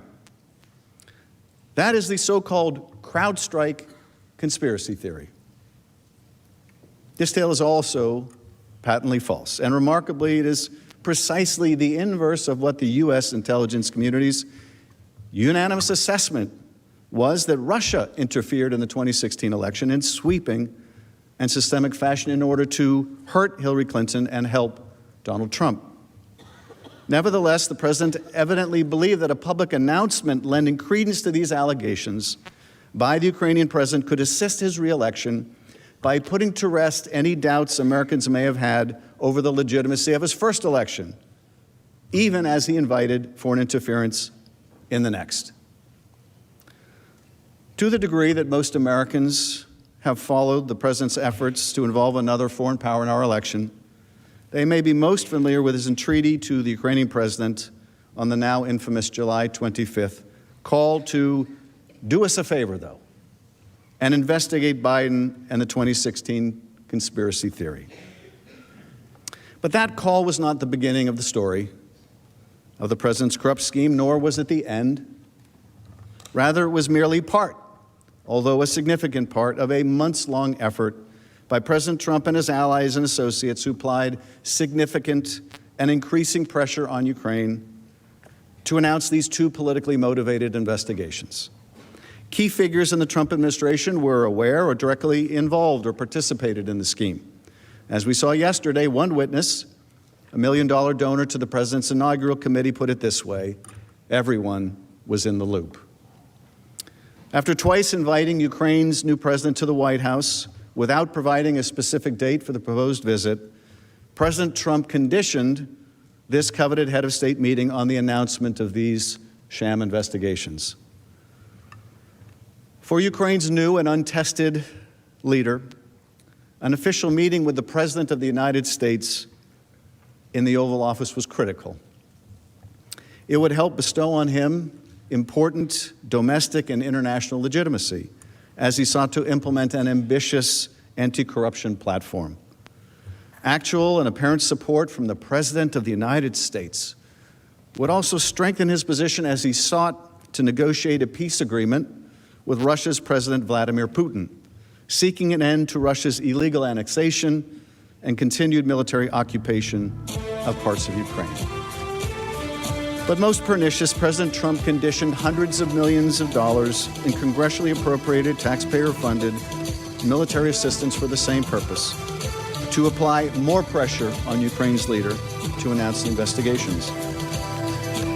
This military aid, which has long enjoyed bipartisan support, was designed to help Ukraine defend itself from the Kremlin's aggression.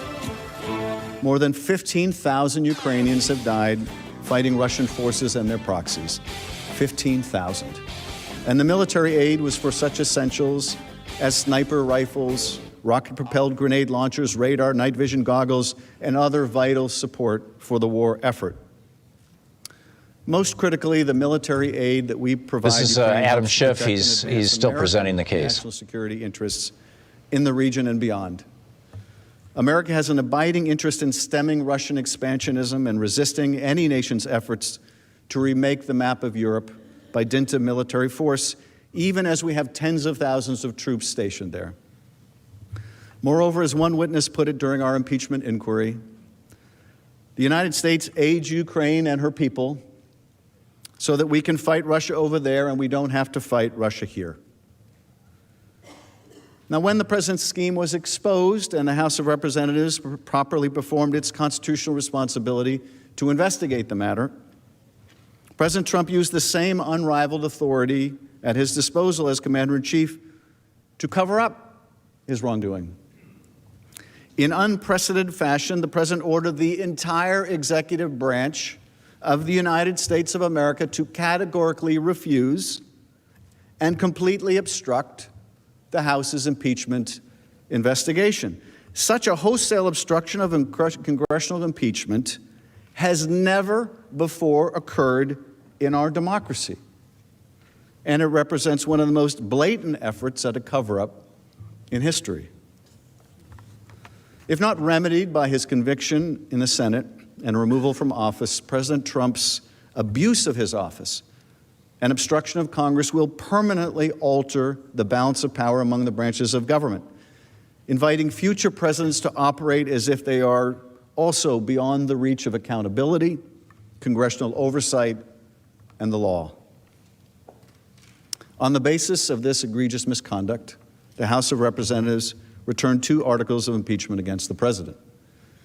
First, charging that President Trump corruptly abused the powers of the presidency to solicit foreign interference in the upcoming presidential election for his personal political benefit.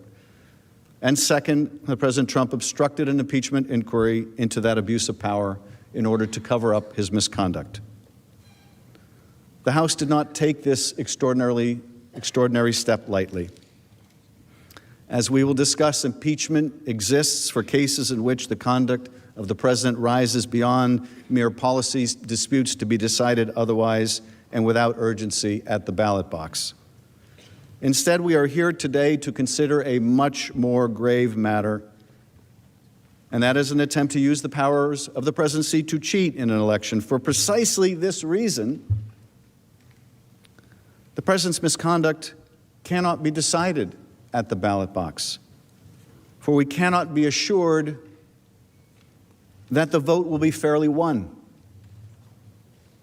In corruptly using his office to gain a political advantage, in abusing the powers of that office in such a way to jeopardize our national security and the integrity of our elections, in obstructing the investigation into his own wrongdoing, the president has shown that he believes that he's above the law and scornful of constraint. As we saw yesterday on the screen, that under Article 2, he can do anything he wants.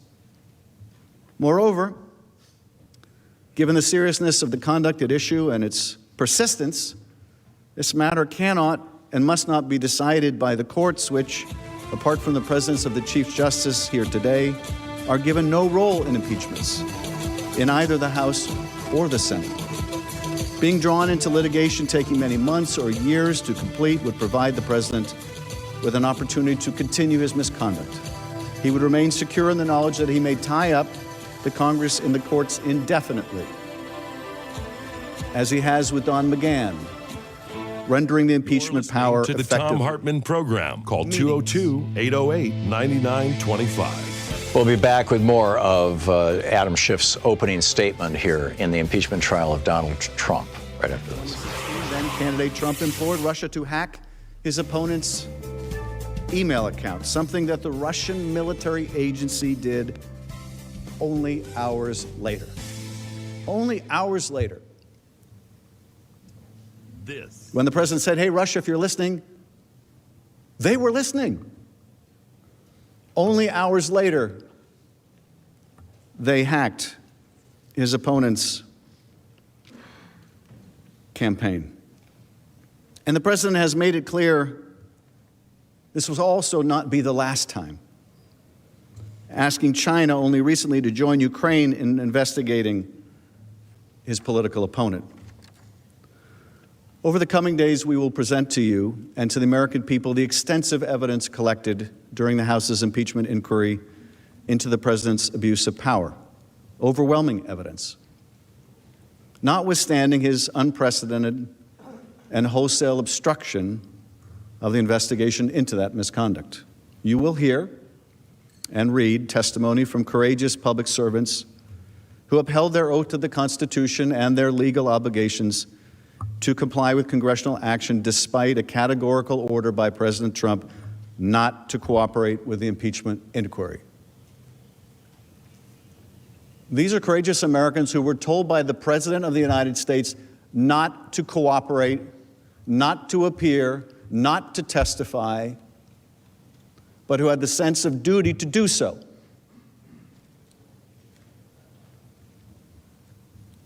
But more than that, you will hear from witnesses who have not yet testified, like John Bolton and Mick Mulvaney, Mr. Blair and Mr. Duffy. And if you can believe the President's words last month, you will also hear from Secretary Pompeo. You will hear their testimony at the same time as the American people. That is, if you allow it, if we have a fair trial. During our presentation, you will see documentary records, those the President was unable to suppress, that expose the President's scheme in detail. You will learn of further evidence that has been revealed in the days since the House voted to impeach President Trump, even as the President and his agents have persisted in their efforts to cover up their wrongdoing from Congress and the public.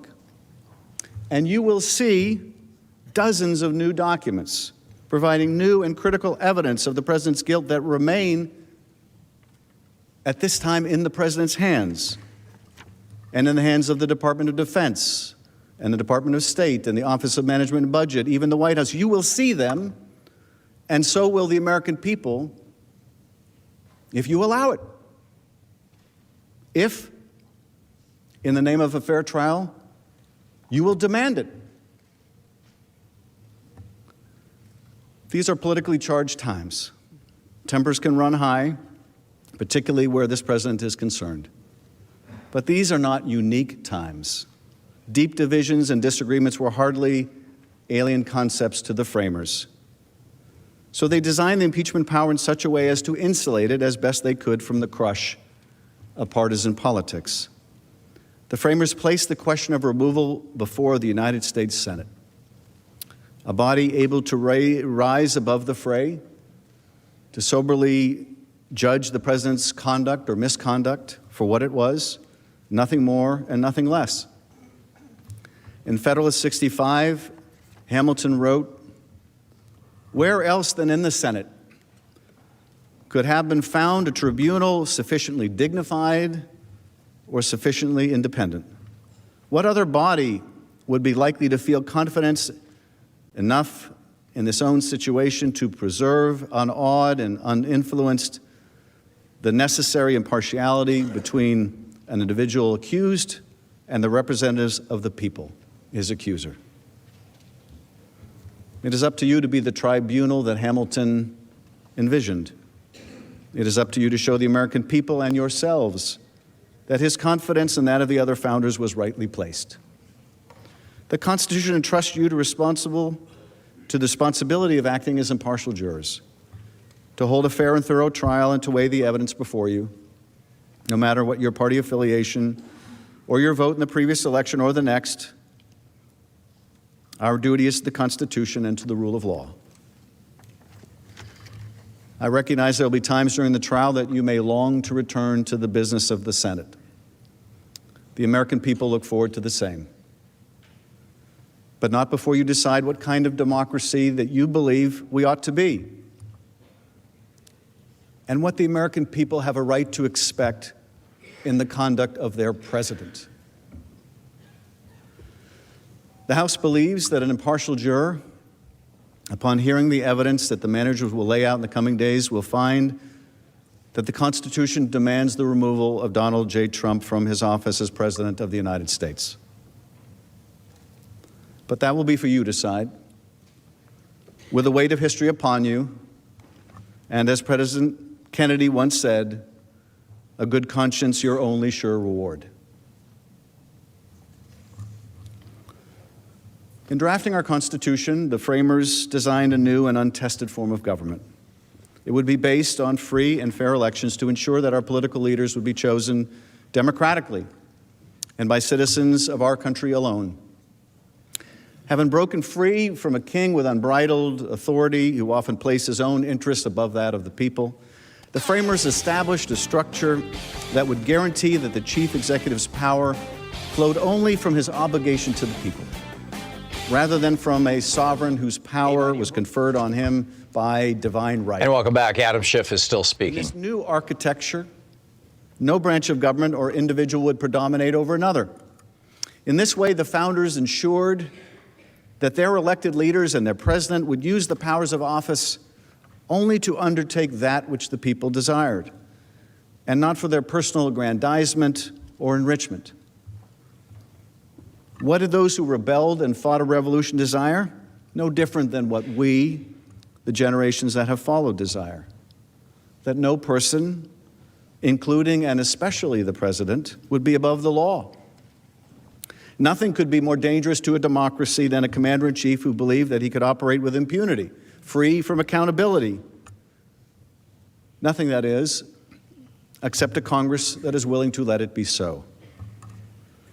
To ensure that no such threat could take root and subvert our fledgling democracy, the framers divided power among three co-equal branches of government: the executive, the legislative, and the judicial branches, so that ambition may be made to counter ambition. They provided for presidential elections every 4 years, and the framers required that the president swear an oath to faithfully execute the law and to preserve, protect, and defend the Constitution of the United States. Even with these guardrails in place, the framers understood that an individual could come to power who defied that solemn oath, who pursued his own interests rather than those of the country he led. For that reason, the framers adopted a tool used by the British Parliament to constrain its officials: the power of impeachment. Rather than a mechanism to overturn an election, impeachment would be a remedy of last resort. And unlike in England, the framers applied this ultimate check to the highest office in the land, to the President of the United States. Impeachment and removal of a duly elected president was not intended for policy disputes or poor administration of the state. Instead, the framers had in mind the most serious of offenses, those against the public itself. Hamilton explained that impeachment was not designed to cover only statutory or common law crimes, but instead crimes against the body politic. Hamilton wrote, "The subjects of its jurisdiction are those offenses which proceed from the misconduct of public men," or in other words, from the abuse or violation of some public trust. They are of a nature which may, with peculiar propriety, be denominated political, as they relate chiefly to injuries done immediately to society itself. In other words, impeachment would be confined to abuses of people's trust and to the society itself. This is precisely the abuse that has been undertaken by our current president when he withheld money and support for an ally at war to secure a political benefit. The punishment for those crimes would fit the political nature of the offense. As James Wilson, a delegate at the Constitutional Convention and a future Associate Justice of the Supreme Court, reasoned, impeachments are confined to political characters, to political crimes and misdemeanors, and to political punishments. That punishment, the framers determined, would be neither prison nor fines, but instead limited to removal from office and disqualification from holding future office. The framers chose to undertake impeachment for treason, bribery, or other high crimes and misdemeanors to underscore the requirement of an offense against society. In this phrase, high modifies both the crimes and the misdemeanors, in that both relate to a high injustice, a transgression committed against the people and to the public trust. The framers had two broad categories in mind: those actions that are facially permissible under the president's authority but are based on corrupt motives, such as seeking to obtain a personal benefit through public office, and those that far exceed the president's constitutional authority or violate the legal limits on that authority. In Article 1, we deal with the first evil, which the framers wish to guard against, that is, cases in which a president corruptly misused a power otherwise bestowed on him to secure a personal reward. Guarding against a president who undertakes official acts with the corrupt motive of helping himself is at the heart of the impeachment power. As one scholar explained, the president's duty to faithfully execute the law requires that he undertakes actions only when motivated in the public interest rather than in their private self-interest.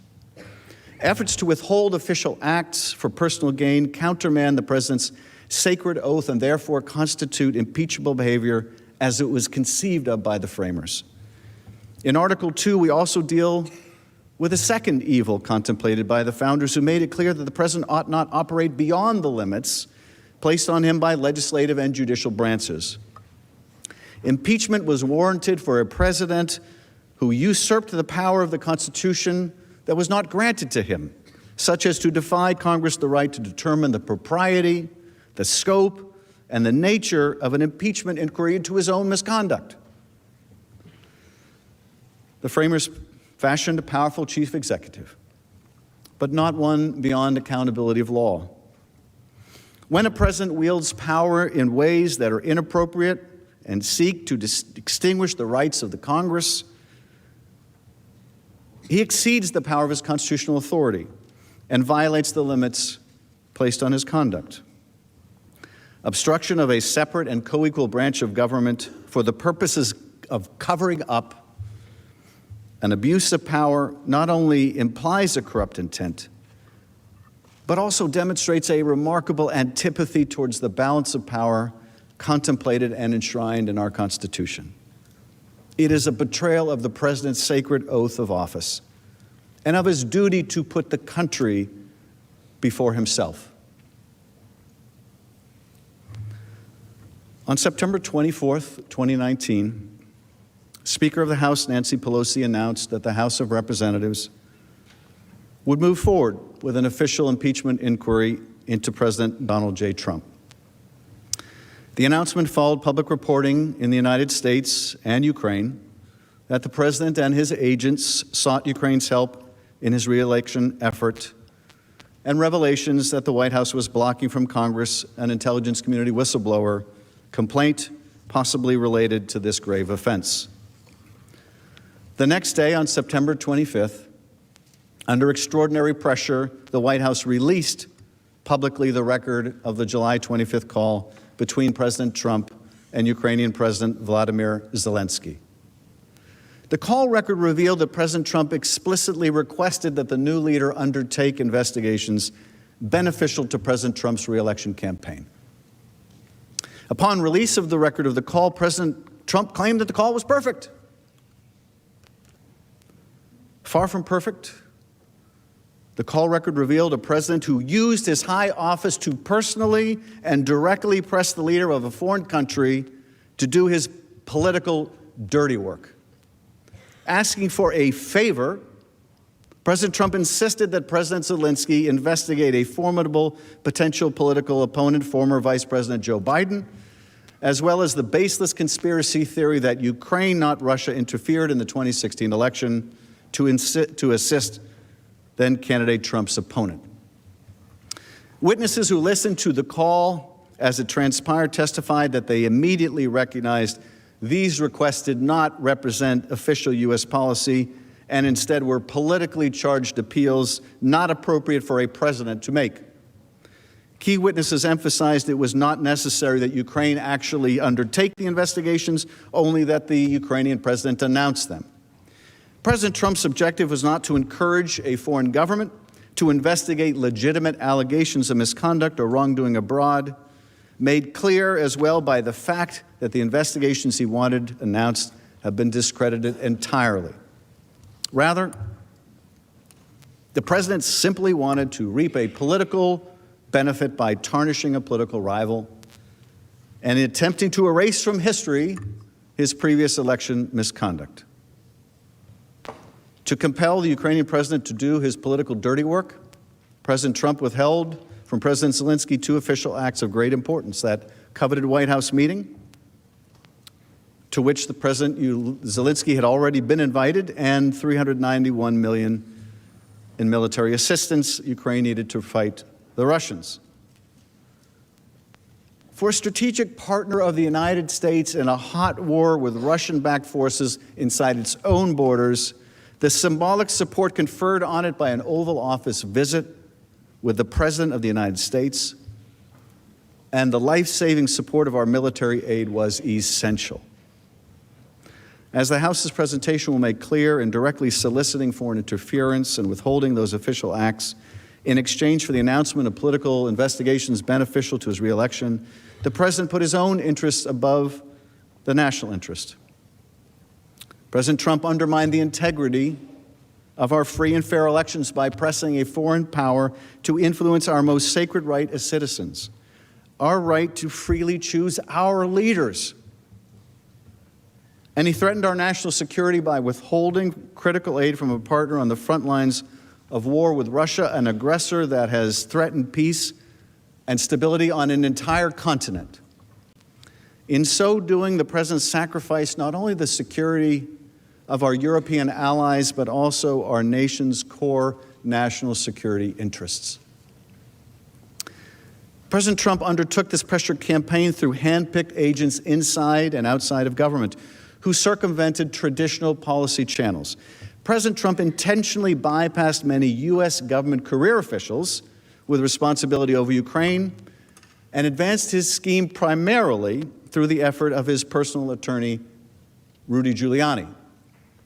President Trump carried out this scheme with the knowledge of senior administration officials, including the President's acting Chief of Staff, Mick Mulvaney, Secretary of State Mike Pompeo, Vice President Mike Pence, National Security Council Legal Advisor John Eisenberg, and White House Counsel Pat Cipollone. When the President became aware that the scheme would be uncovered, he undertook an unprecedented effort to obstruct the House of Representatives' impeachment inquiry and to hide it from the public and from Congress, including all evidence related to his misconduct. That cover-up continues today, as the administration has not provided a single document pursuant to lawful subpoenas by the House. Administration also continues to prevent witnesses from cooperating, further obstructing the House, efforts the President is no doubt proud of, but which threaten the integrity of this institution, of this Congress as a co-equal branch of power. Our ability not only to do oversight, but to hold a president who is unindictable accountable. But despite these efforts to obstruct our inquiry, the House of Representatives uncovered overwhelming evidence related to the President's misconduct through interviews with 17 witnesses who appeared before the Intelligence, Oversight and Reform, and Foreign Affairs committees. Many of these witnesses bravely defied White House orders not to comply with duly authorized congressional subpoenas. And were it not for them, were it not for Ambassador Marie Yovanovitch, who was the first through the breach, we may never have known of the President's scheme. I want you to imagine just for a minute what kind of courage that took. For Ambassador Yovanovitch, the subject of that vicious smear campaign, to risk her reputation and her career to stand up to the President of the United States, who's instructing her through his agents, you will not cooperate. You will not testify. You will tell them nothing.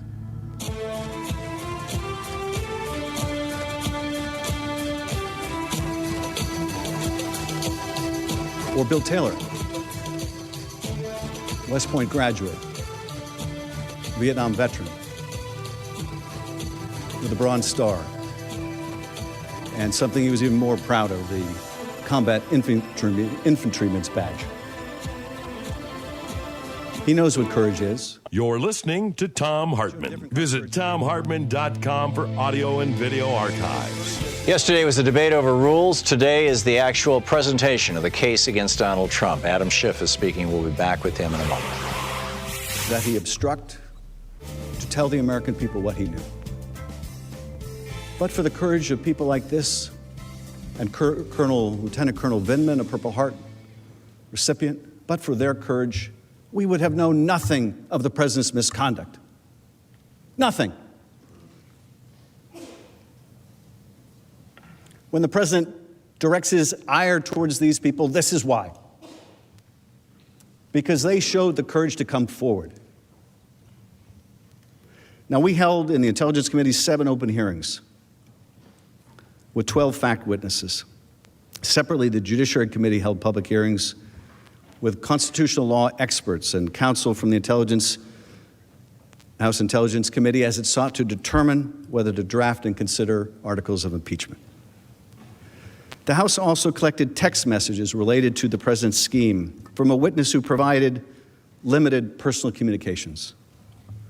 Since the conclusion of our inquiry, new evidence has continued to come to light through court-ordered releases of administration documents and public reporting, underscoring that there is significantly more evidence of the president's guilt, which he continues to block from Congress, including the Senate. Nevertheless, the documents and testimony that we were able to collect paints an overwhelming and damning picture of the president's efforts to use the powers of his office to corruptly solicit foreign help in his reelection campaign and withhold official acts and military aid to compel that support. Over the coming days, you will hear remarkably consistent evidence of President Trump's corrupt scheme and cover-up. When you focus on the evidence uncovered during the investigation, you will appreciate there is no serious dispute about the facts underlying the president's conduct. And this is why you will hear the president's lawyers make the astounding claim that you can't impeach a president for abusing the powers of his office, because they can't seriously contest that that is exactly what he did. And so they must go find a lawyer somewhere. Apparently, they could not go to their own attorney general, who was just reported in a memo he wrote as part of the audition for attorney general, which opined that a president can be impeached for abusing the public trust. Couldn't go to Bill Barr for that opinion. Couldn't go to even Jonathan Turley, their expert in the House, for that opinion. No, they had to go outside of these experts, outside of the constitutional law, to a criminal defense lawyer and professor. And why? Because they can't contest the facts. The president was the key player in the scheme. Everyone was in the loop. He directed the actions of his team. He personally asked a foreign government to investigate his opponent. These facts are not in dispute. Ultimately, the question for you is whether the president's undisputed actions require the removal of the 45th president of the United States from office, because he abused his office and the public trust by using his power for personal gain, by seeking illicit foreign assistance in his reelection and covering it up. Other than voting on whether to send our men and women to war, there is, I think, no greater responsibility before you than the one before you now. The oath that you've taken to impartially weigh the facts and evidence requires serious and objective consideration. Decisions that are about country, not party, about the Constitution, not politics, about what is right and what is wrong. After you consider the evidence and weigh your oath to render a fair and impartial verdict, I suggest to you today the only conclusion consistent with Hartmann report. Adam Schiff is speaking on the floor of the House. Is clear, as described by constitutional law experts' testimony before the House. If this conduct is not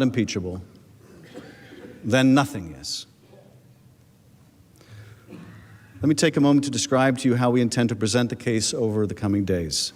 Today, you will hear the details of the president's corrupt scheme in narrative form, illustrating the timeline of the effort through the testimony of numerous witnesses who came before the House, as well as the documents and materials we collected as evidence during the investigation.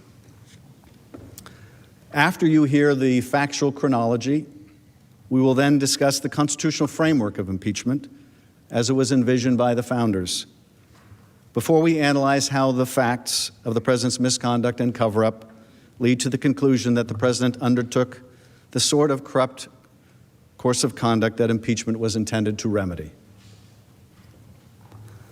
Let me start with a preview of the president's scheme, the details of which you'll hear during the course of this day. President Trump's months-long scheme to extract help in his 2020 re-election campaign from the new Ukrainian president involved an effort to solicit and then compel the new leader to announce political investigations. The announcement would reference two specific investigations. One was intended to undermine the unanimous consensus of our intelligence agencies, Congress, and Special Counsel Robert Mueller that Russia interfered in the 2016 election to help then-candidate Trump, and another to hurt the presidency of former Vice President Joe Biden. The Kremlin itself has been responsible for first propagating one of the two false narratives that the president desired. In February 2017, less than a month after the U.S. intelligence community released its assessment that Russia alone was responsible for a covert influence campaign designed to help President Trump win the 2016 election, President Putin said, "As we all know, during the presidential campaign in the United States, the Ukrainian government adopted a unilateral position in favor of one candidate. More than that, certain oligarchs, certainly with the approval of political leadership, funded this candidate, or female candidate to be more precise." Those were Putin's words, February 2nd, 2017. Of course, this is false and is part of a Russian counter-narrative that President Trump and some of his allies have adopted. Fiona Hill, Senior Director for Europe and Russia at the National Security Council, described Russia's effort to promote this baseless theory. Based on questions and statements I've heard, some of you on this committee appear to believe that Russia and its security services did not conduct a campaign against our country, and that perhaps, somehow, for some reason, Ukraine did. This is a fictional narrative that has been perpetrated and propagated by the Russian security services themselves. The unfortunate truth is that Russia was the foreign power that systematically attacked our democratic institutions in 2016. This is the public conclusion of our intelligence agencies, confirmed in bipartisan congressional reports. It is beyond dispute, even if some of the underlying details must remain classified. This, of course, was not the first time that President Trump embraced Russian activity and disinformation. On July 24 of last year, Special Counsel Robert Mueller testified before Congress that Russia interfered in the 2016 election in a, quote, sweeping and systemic fashion to benefit Donald Trump's political campaign. Mueller and his team found that... We'll be back in just a moment with more of Adam Schiff laying out the case against Donald Trump. By the way, breaking news, Trump in Davos just said he's going to go after Social Security. They also found that the Trump campaign expected it would benefit electorally from information stolen and released through Russian efforts. And just as he solicited help from Ukraine in 2019, in 2016, then candidate Trump also solicited help from Russia in his election effort. As you will recall, at a rally in Florida, he said the following. Russia, if you're listening, I hope you're able to find the 30,000 emails that are missing. I think you will probably be rewarded mightily by our press. Let's see if that happens. Following Special Counsel Mueller's testimony, during which he warned against future interference in our elections, did the president recognize the threat posed to our democracy and renounce Russian interference in our democracy? Did he choose to stand with his own intelligence agencies, both houses of Congress, and the special counsel's investigation in affirming that Russia interfered in our last election? He did not. Instead, only one day after special counsel Mueller testified before Congress, empowered in the belief that he had evaded accountability for making use of foreign support in our last election, President Trump was on the phone with the president of Ukraine, pressing him to intervene on President Trump's behalf in the next election. Let's take a moment to let that sink in. July 24th, Bob Mueller concludes a lengthy investigation. He comes before the Congress. He testifies that Russia systemically interfered in our election to help elect Donald Trump, that the campaign understood that, and they willfully made use of that help.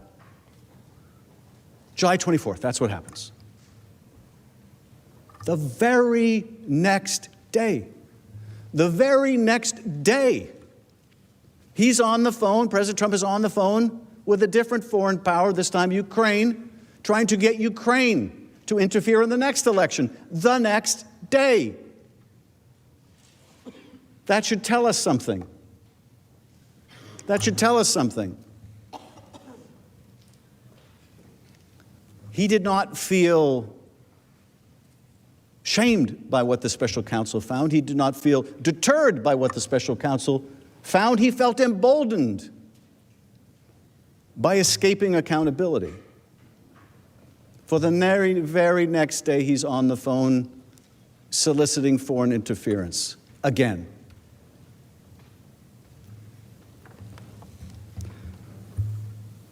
Now, that July 25th phone call between President Trump and President Zelensky was a key part of President Trump's direct and corrupt solicitation of foreign help in the 2020 election. The request likely sounded familiar to President Zelensky, who had been swept into office in a landslide victory on a campaign of rooting out just the type of corruption he was being asked to undertake on this call with our president.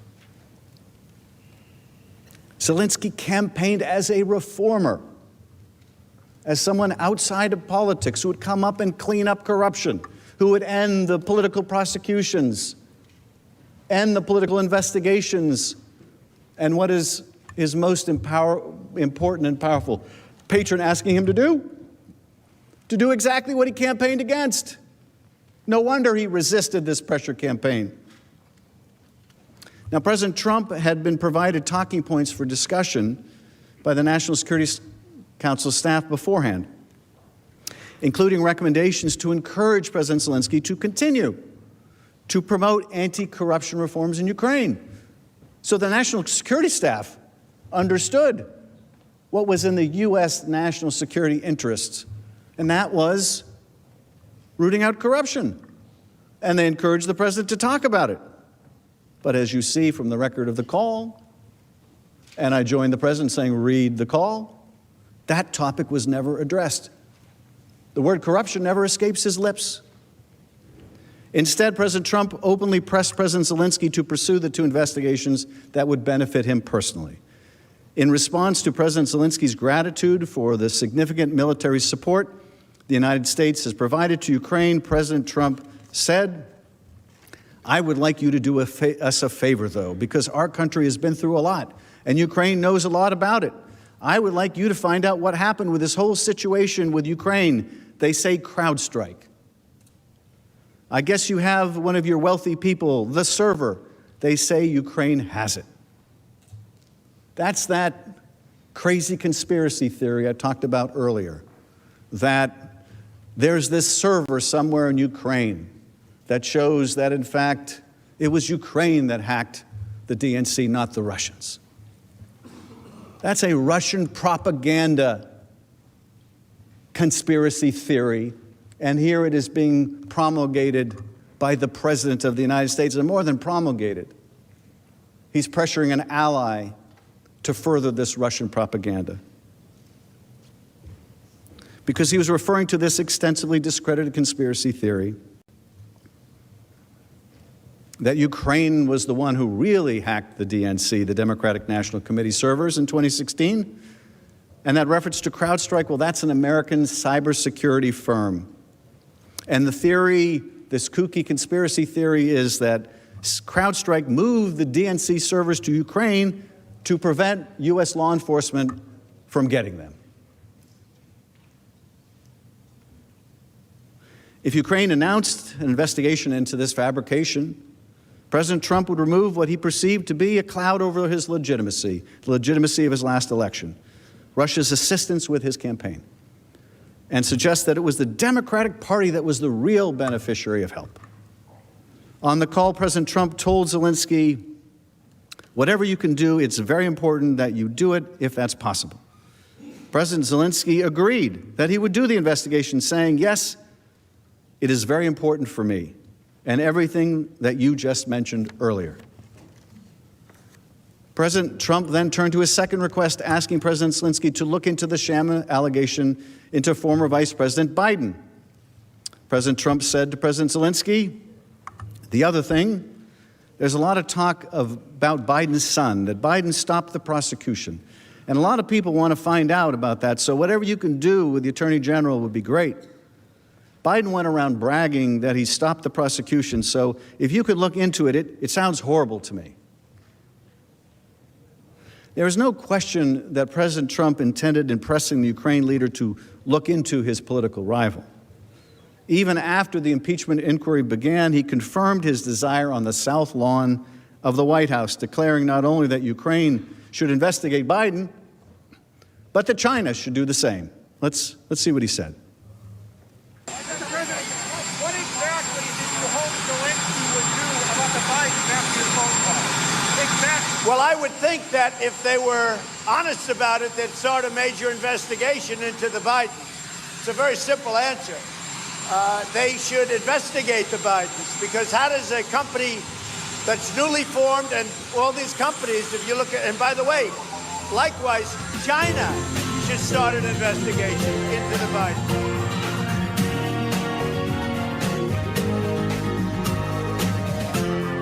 This is the Thom Hartmann Program. We're listening to Adam Schiff laying out the case against Donald Trump, or the case for impeachment of Donald Trump. Here it is. 25th phone call. President Trump sought confirmation that President Zelensky understood his request to announce the politically motivated investigations and that he would follow through. After meeting with Ukrainian officials, President Zelensky and his top aide, the president's handpicked ambassador to the European Union, Gordon Sondland, called President Trump from an outdoor restaurant in Kiev to report back. This was the second conversation between the two about Ukraine in as many days. David Holmes, an American diplomat dining with Sondland, overheard the call, including the president's voice through the cell phone. I described part of that call last night. Holmes testified that President Trump asked Sondland, so he's going to do the investigation? Sondland replied that he's going to do it, adding that President Zelensky will do anything you ask him to. After the phone call, Holmes took the opportunity to ask Ambassador Sondland for his candid impression of the president's views on Ukraine. According to Holmes, in particular, I asked Ambassador Sondland if it was true that the president did not give an expletive about Ukraine. Ambassador Sondland agreed that the president did not give an expletive about Ukraine. I asked why not. Ambassador Sondland stated that the president only cares about big stuff. I noted there was big stuff going on in Ukraine, like a war with Russia. And Ambassador Sondland replied that he meant big stuff that benefits the president, like the Biden investigation that Mr. Giuliani was pushing. The conversation then moved on to other topics. those 3 days in July, the 24th, the 25th, and the 26th, reveal a lot about President Trump's effort to solicit help from a foreign country in assisting his own reelection. On the 24th, Special Counsel Mueller testifies that Russia interfered in our 2016 election to assist the Trump campaign, which knew about the interference, welcomed it, and utilized it. That's the 24th. The 25th is the day of the call, when President Trump, believing he'd escaped accountability for Russian meddling in the first election and his welcoming of it, asked the Ukrainian president to help him undermine the special counsel's conclusion and help him smear a political opponent, former Vice President Biden. And then the third day in a row in July, President Trump sought to ensure that Ukraine had received his request and understood it and would take the necessary steps to announce the investigations that he wanted. 3 days in July. In many ways, those 3 days in July tell so much of this story. This course of conduct alone should astound all of us who value the sanctity of our elections and who understand that the vast powers of the presidency are reserved only for actions which benefit the country as a whole, rather than the political fortunes of any one individual. President Trump's effort to use an official head of state phone call to solicit the announcement of investigations helpful to his reelection is not only conduct unbecoming a president, but it is conduct of one who believes that the powers of his high office are political tools to be wielded against his opponents, including by asking a foreign government to investigate a United States citizen and for a corrupt purpose. That alone is grounds for removal from office of the 45th president. But these 3 days in July were neither the beginning nor the end of this scheme. President Trump, acting through agents inside and outside of the U.S. government, including his personal attorney, Rudy Giuliani, sought to compel Ukraine to announce the investigations by withholding the head of state meeting in the Oval Office until the president of Ukraine complied.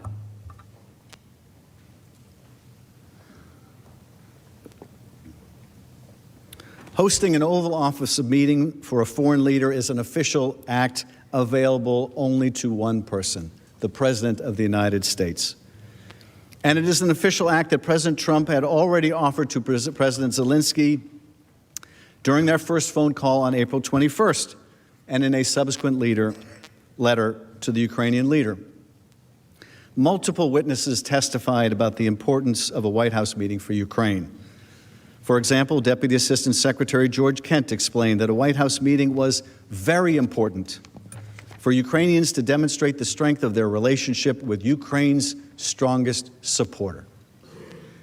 Dr. Fiona Hill of the National Security Council explained a White House meeting would supply the new Ukrainian government with, quote, the legitimacy it needed, especially vis-a-vis the Russians, and that the Ukrainians viewed a White House meeting as a recognition of their legitimacy as a sovereign state. This White House meeting would also prove to be important for 3 hand-picked agents whom President Trump placed in charge of U.S.-Ukraine issues: Ambassador Sondland, Ambassador Volker, and Energy Secretary Rick Perry, the so-called 3 amigos.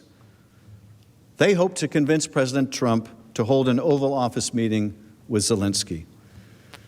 During a meeting of the 3 amigos on May 23rd, President Trump told them that Ukraine had tried to take him down in 2016. He then directed them, talk to Rudy Giuliani about Ukraine. It was immediately clear that Giuliani, who was pursuing the discredited investigations in Ukraine on the president's behalf, was the key to unlocking an Oval Office meeting for President Zelensky.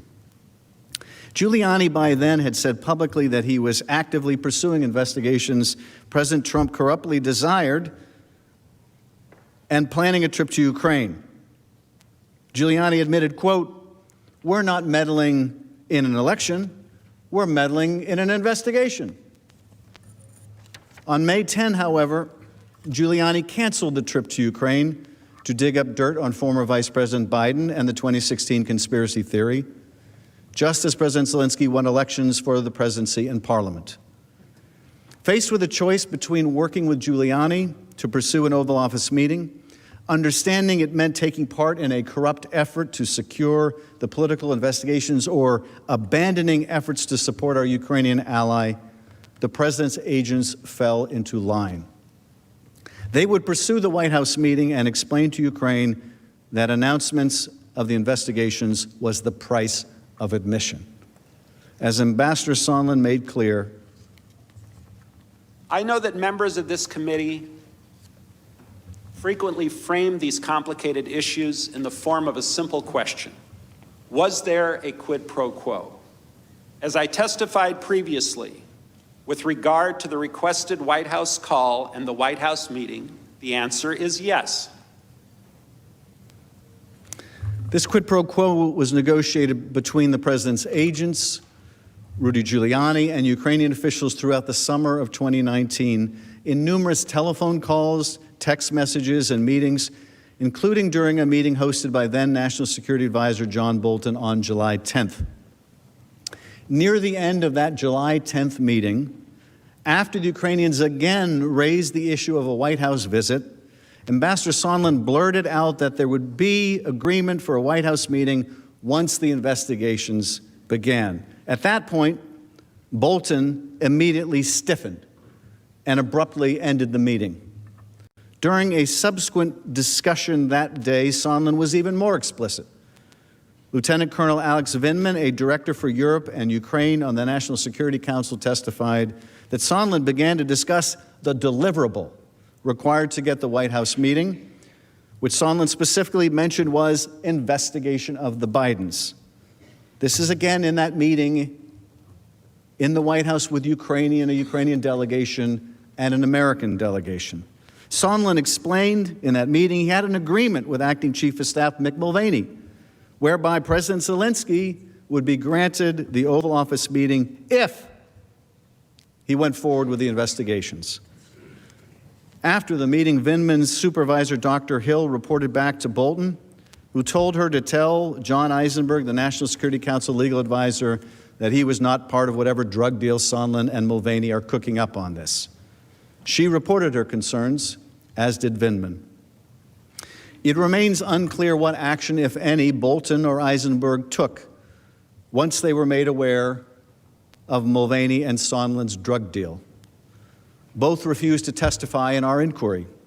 However, Dr. Hill testified that she understood that Mr. Eisenberg informed Mr. Cipollone of her concerns about the drug deal.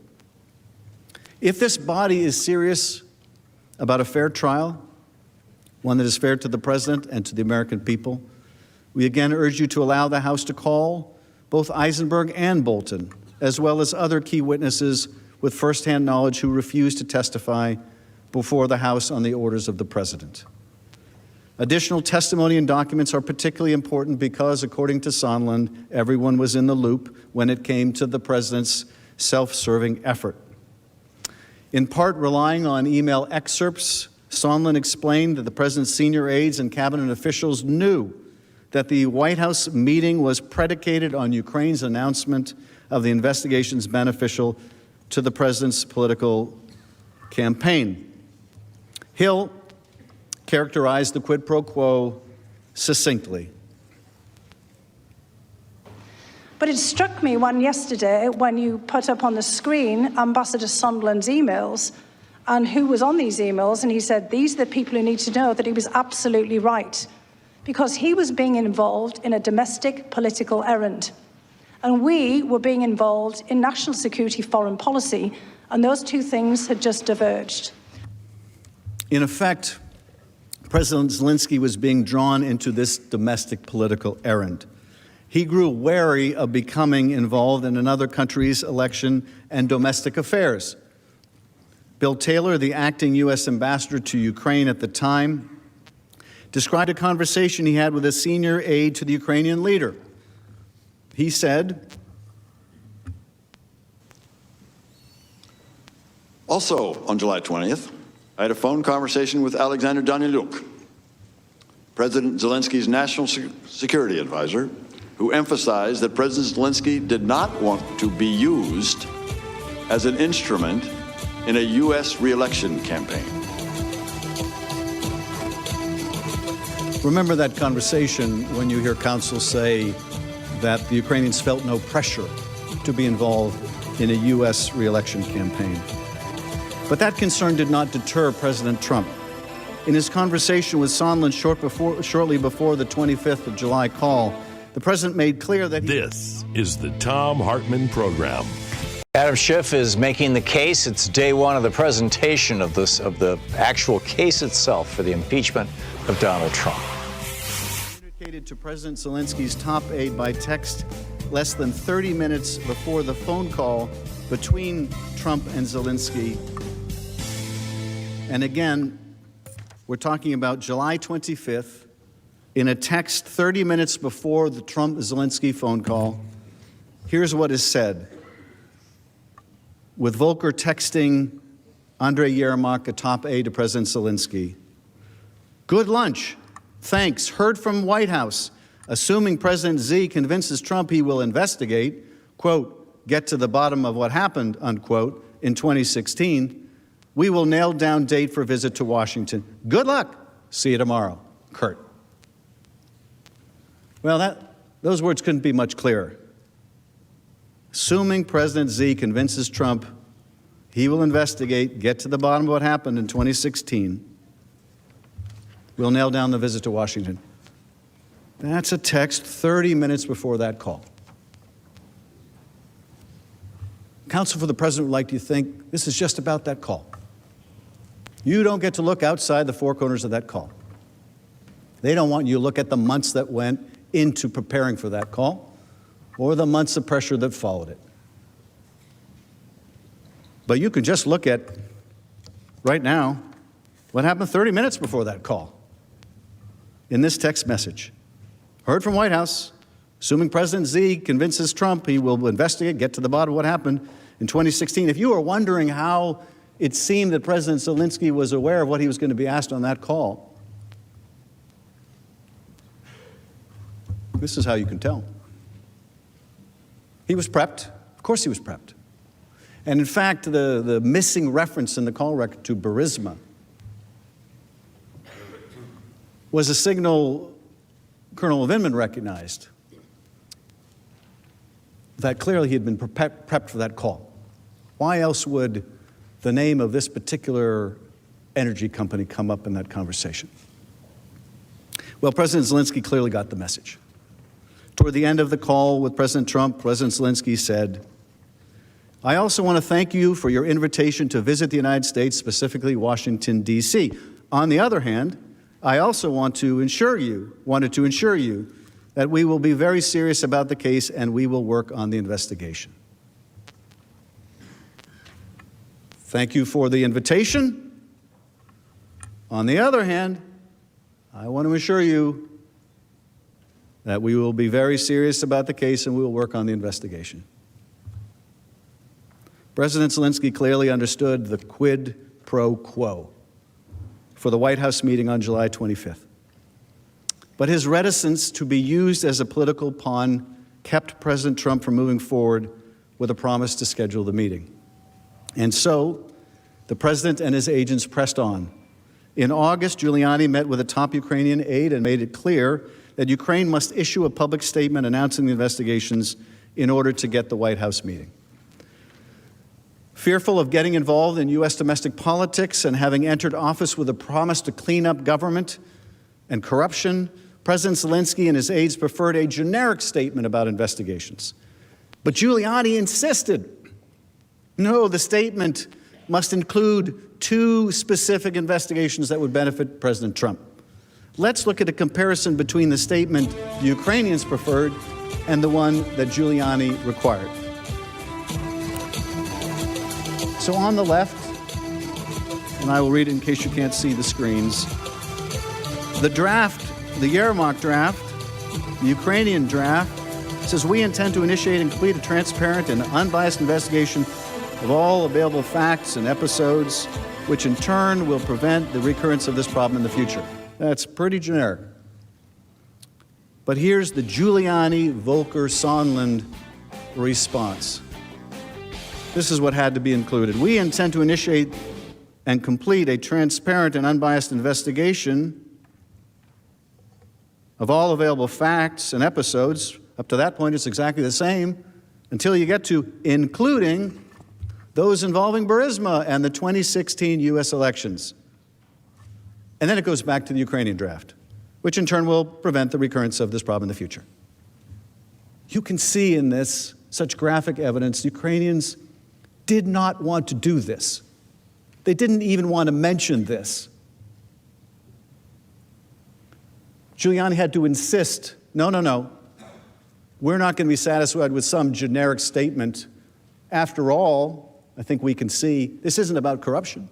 No, this isn't about announcing investigations to damage Biden and to promote this fiction about the last election. So here in these texts, you see that Giuliani, Volker, and Sondland have added these references to Burisma, a thinly veiled reference to former Vice President Biden and the 2016 election. They wish to ensure the Ukrainians mentioned the sham investigations President Trump required. We're listening to Adam Schiff. Now, the Ukrainians recoiled at the new statement, recognizing that releasing it would run directly counter to the anti-corruption platform that Zelensky campaigned on and would embroil them in U.S. election politics. As a result, Zelensky didn't get his White House meeting. He still hasn't gotten his White House meeting. Senators, witness testimony, text messages, emails, and the call record itself confirm a corrupt quid pro quo for the White House meeting, an official act available only to the President of the United States in exchange for the announcement of political investigations. The President and his allies have offered no explanation for this effort, except the President can abuse his office all he likes, and there's nothing you can do about it. Can't indict him, can't impeach him. That is because they cannot seriously dispute that President Trump corruptly used an official White House visit for a foreign leader to compel the Ukrainian president into helping him cheat in the next election. The White House meeting, of course, was not the only official act that President Trump conditioned on the announcement of investigations into Biden and the conspiracy theory meant to exonerate President Trump from Russians' interference on his behalf in the last election. In a far more draconian step, as we have discussed, the president withheld $391 million of military aid. Several weeks before this phone call with President Zelensky, but after Giuliani was already pressing Ukrainian officials to conduct the investigations his clients sought, President Trump ordered the hold on Ukraine's military aid. Significantly, this was after Congress had already been notified that most of it was prepared to be spent. Ukraine had met all of the critical conditions for anti-corruption and defense reforms in order to receive the funds. We conditioned the funds. They met the conditions. The funds were ready to go. At the time, and even today, witnesses uniformly testified that the order to hold the funding came without explanation to the foreign policy and national security officials responsible for Ukraine. The only message from the Office of Management and Budget was that the hold was implemented at the direction of the president. Since Russia's illegal incursion into Ukraine in 2014, the U.S. has maintained a bipartisan policy of delivering hundreds of millions of dollars of military aid to Ukraine each year, which several senators here have personally invested significant time and effort to ensure. And it was President Trump himself who originally authorized additional financial support. You're listening to the Thom Hartmann program. Call 202-808-9925. Adam Schiff is laying out the case for Donald Trump's impeachment. We'll be back. In 2019, without explanation, all the more surprising to those responsible for Ukraine policy. That confusion, however, would soon disappear. The president used the hold on military aid as leverage to pressure Ukraine to announce these investigations that he hoped would help his reelection campaign. The only difference between the prior years, when the president approved the aid without question, and the inexplicable aid on hold in 2019, was the emergence of Joe Biden as a potentially formidable obstacle to the president's reelection.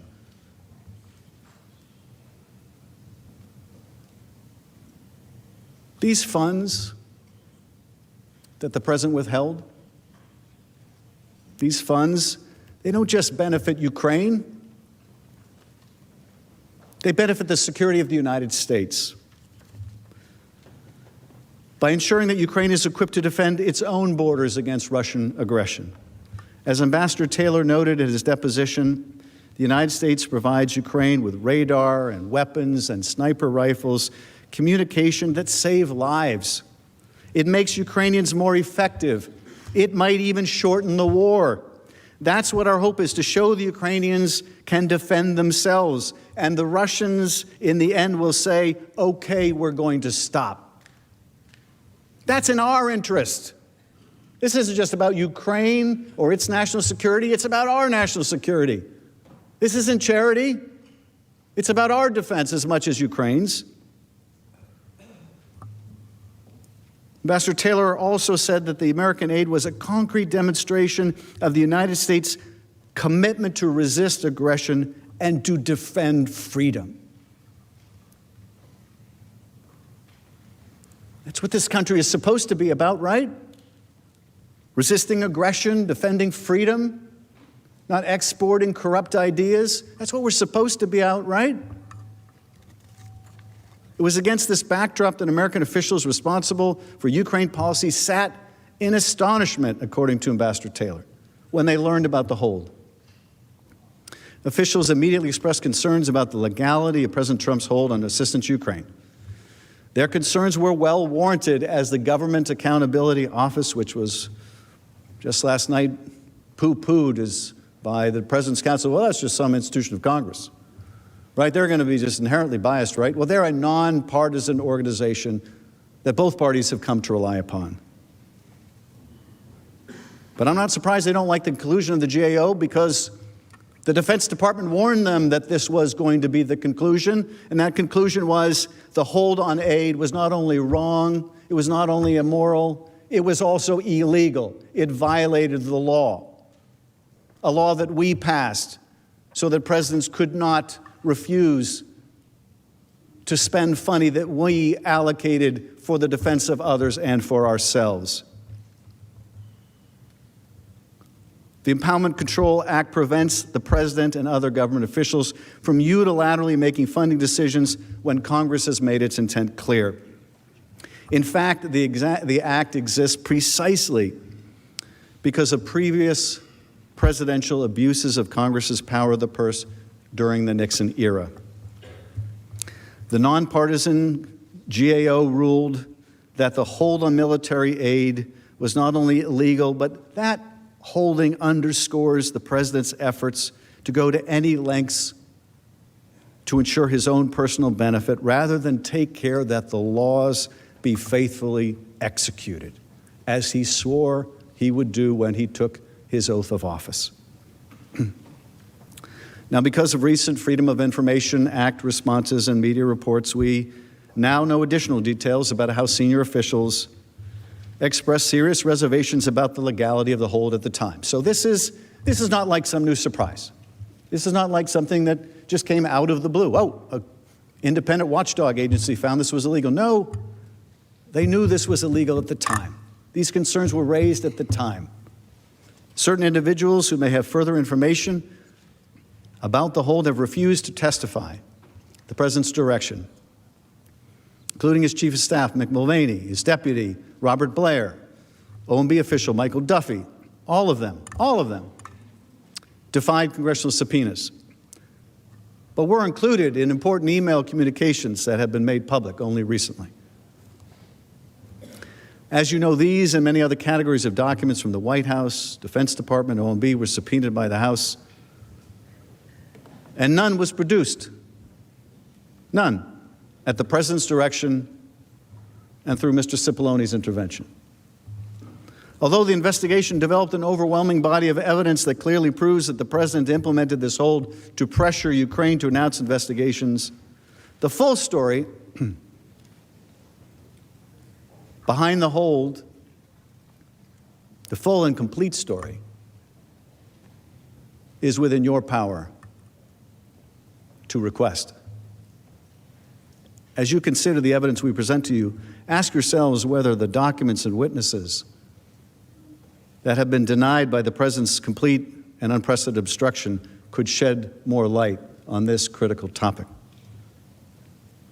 You may agree with the House managers that the evidence of the President's withholding of military aid to coerce Ukraine is already supported by overwhelming evidence, and no further insight is necessary to convict the President. But if the President's lawyers attempt to contest these or other factual matters, you are left with no choice but to demand to hear from each witness with firsthand knowledge. A fair trial requires nothing less. Let's look at some of the evidence that we gather notwithstanding this obstruction. First, the President withheld the aid without explanation and against the advice of his own agencies, cabinet officials, national security experts, including Secretary Pompeo, Secretary Esper, Ambassador Bolton, and others. Only Mick Mulvaney, a central figure in this effort, reportedly supported the hold, and he told us why. During a press briefing, Mulvaney personally acknowledged that the hold was ordered as part of a quid pro quo designed to get Ukraine to undertake the investigation President Trump sought. Second, the reason for the security assistance hold was undoubtedly on the President's mind during the telephone call with President Zelensky on July 25th. Near the beginning of their conversation, President Zelensky expresses gratitude for U.S. military assistance, noting the United States' quote, great support in the area of defense. Immediately after President Zelensky's reference to defense and military support, President Trump responded by saying, I would like you to do us a favor, though, because our country has been through a lot, and Ukraine knows a lot about it. President Trump then proceeded to openly press Ukraine to conduct these investigations. Third, numerous officials were aware that President Trump was withholding the White House meeting until the Ukrainian president announced the investigations. That the president would ratchet up pressure on Ukraine to compel its action stunned Ukraine experts like Ambassador Taylor, but followed logically for those engaged in the president's corrupt scheme. Fourth, by the end of August, there was still no explanation for the hold, despite ongoing efforts from numerous officials to persuade the president to release the money. And the leverage of the White House meeting had not succeeded in coercing Ukraine to announce the investigations, providing the president and his agents every reason to use Adam Schiff is continuing with his indictment of Donald Trump. And interestingly, he has now twice said Mr. Cipollone, one of Trump's lawyers, is involved. He is a co-conspirator, essentially. Here it is. They would have done it. But of course they did. Imagine if this country were dependent on a more powerful country for our defense. Imagine we were at war. Imagine we were waiting for weapons to defend ourselves.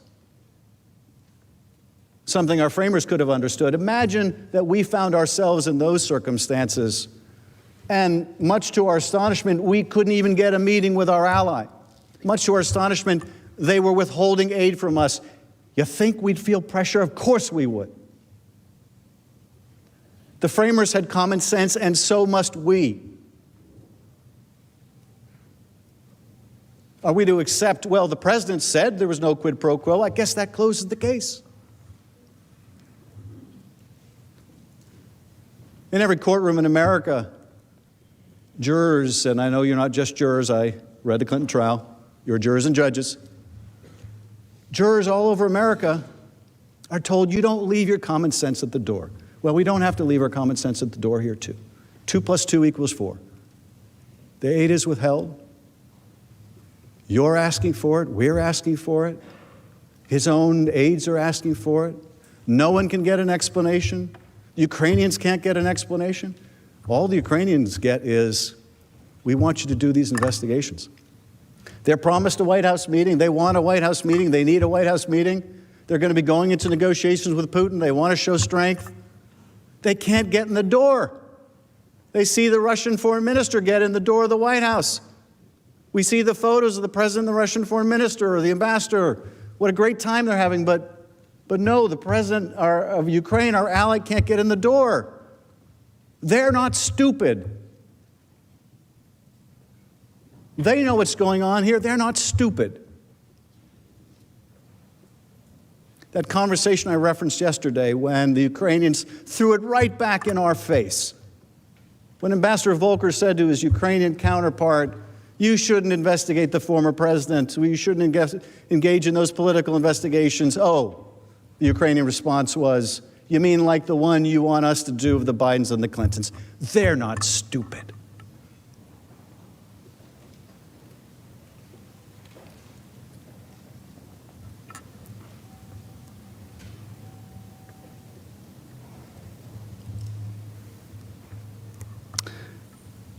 By the end of August, there was still no explanation for the hold, despite efforts by numerous people to seek the release of the funding. The leverage hadn't succeeded in getting the president to, in coercing Ukraine to announce the investigations, and so the aid was withheld. Two witnesses privy to this scheme testified that the only logical conclusion to reach about the president's continued hold on the aid was that it was intended to put more pressure on Ukraine to announce the investigations. As I said, they testified it was as simple as 2 + 2 = 4.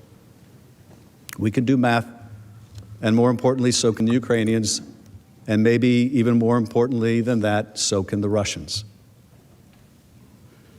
Multiple senior officials, including President Trump himself, have confirmed this logical conclusion.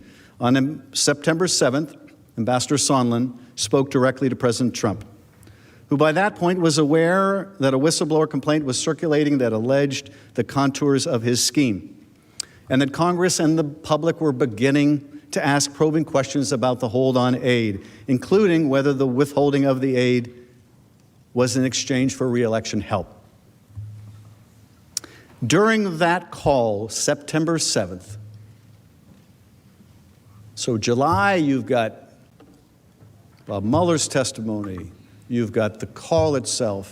You've got the follow-up call the next day where the president is speaking to Sondland and wants to make sure they're going to do the investigations. You've got August while they're trying to hammer out a statement and the Ukrainians are still resisting. And then you have September 7th. Ambassador Sondland on the phone with President Trump. At that point, he is aware that a whistleblower has filed a complaint alleging the contours of this scheme. And Congress and the public are beginning to ask questions about the hold on aid, including whether this was to get help in his reelection. And during this call between the president and Ambassador Sondland, without a prompt, President Trump told Sondland, there's no quid pro quo. Now, why would he do that? That's not something that comes up in normal conversation, right? Hello, Mr. President, how are you today? No quid pro quo. That's the kind of thing that comes up in a conversation if you're trying to put your alibi out there. If you've heard about a whistleblower complaint, if you've seen allegations, if you know Congress is starting to sniff around, no quid pro quo. But, and I know this is astonishing, so much of the last 3 years has been a combination of shock and yet no surprise. And yet, even while the president is saying no quid pro quo, what does he say? Zelensky must publicly announce the 2 political investigations, and he should want to do it. No quid pro quo, except this quid pro quo. Sondland immediately relayed the message to President Zelensky, informing him that without the announcement of the political investigations, they would be at a stalemate. Sondland made clear that this reference to a stalemate meant the release of the security assistance. President Zelensky, after hesitating for weeks to join the president's corrupt scheme, finally relented. President Zelensky informed Sondland that he agreed to do a CNN interview. And Sondland understood that he would use that occasion to mention these items, meaning the 2 investigations at the heart of the scheme. The candidate, Zelensky, who was swept into office with a landslide victory on a promise of fighting corruption, would be forced to undertake just the same kind of corrupt act he'd been elected to clean up. Upon learning this, Ambassador Taylor called Sondland to register his deep concern, telling him that it was crazy. Taylor later texted Sondland to reinforce the point. As I said on the phone, I think it's crazy to withhold security assistance for help with a political campaign. As I said on the phone. Clearly they had discussed it. As I said on the phone. Taylor testified about the message and the events leading up to it. Taylor said that security system was so important for Ukraine, as well as our own national interest. To withhold that assistance for no good reason other than help with the political campaign made no sense. It was counterproductive to all of what we had been trying to do. It was illogical. It could not be explained. It was crazy. What's more, Ambassador Taylor also came to learn that President Trump wanted Zelensky in a public box. He testified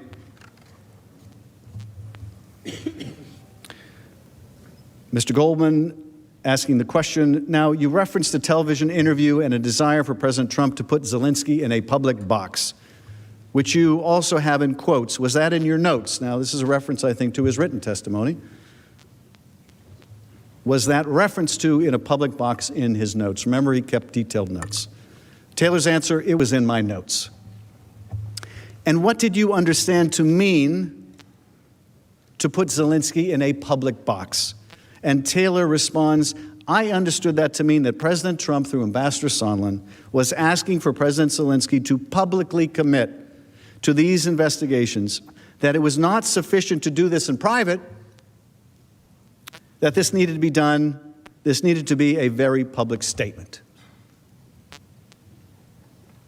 So we saw earlier the side-by-side comparison, right, of what the Ukrainians wanted to say. They wanted to make no mention of these specific investigations, and how Giuliani insisted, no, this isn't going to be credible unless you mention these specific investigations. This is what it's going to take.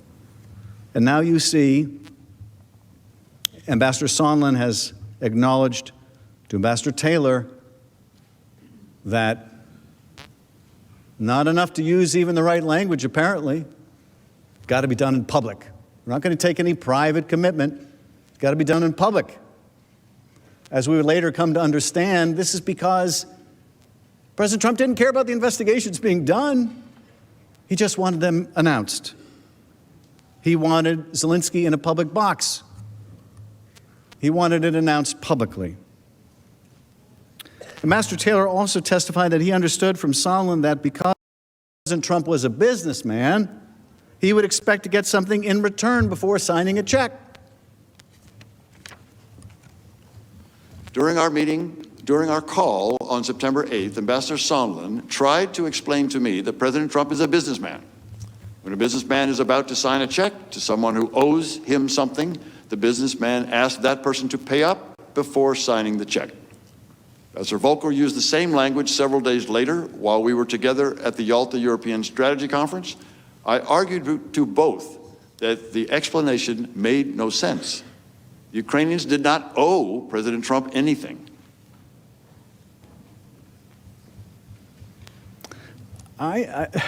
This is very telling.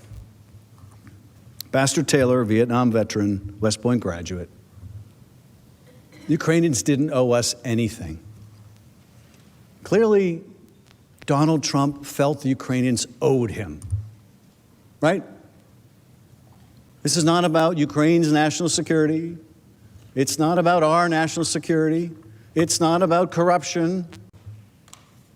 No, it's about what's in it for me. Those Ukrainians owe me. Before I sign a check, and by the way, that's not his money. That's your money. That's the American people's money for their defense. But here we see Ambassador Sondland explained, no, President Trump's a businessman. Before he's going to sign a check, he wants to get something. And of course, that's something that he was going to sign that check, or he's going to make that payment for. You're listening to Thom Hartmann. Visit ThomHartmann.com for audio and video archives. Was a smear of his opponent. We'll be back with more of Adam Schiff. He's the Energizer Bunny. Maybe it's because he's a vegan. We'll be right back. A cloud he felt was over his presidency because of the Russian interference on his behalf in the last election.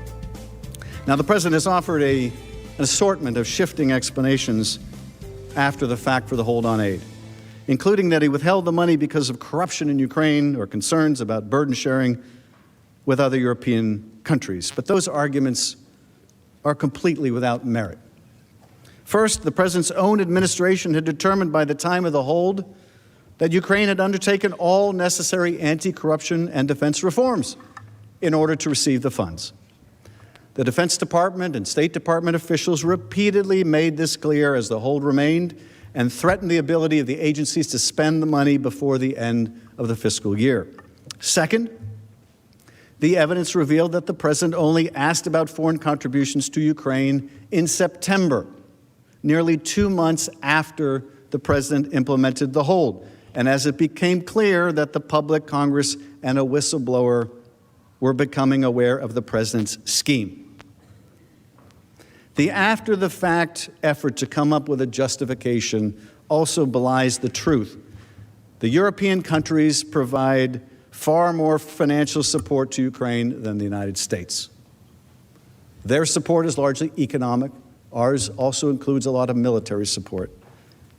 But Europe is a substantial financial backer of Ukraine.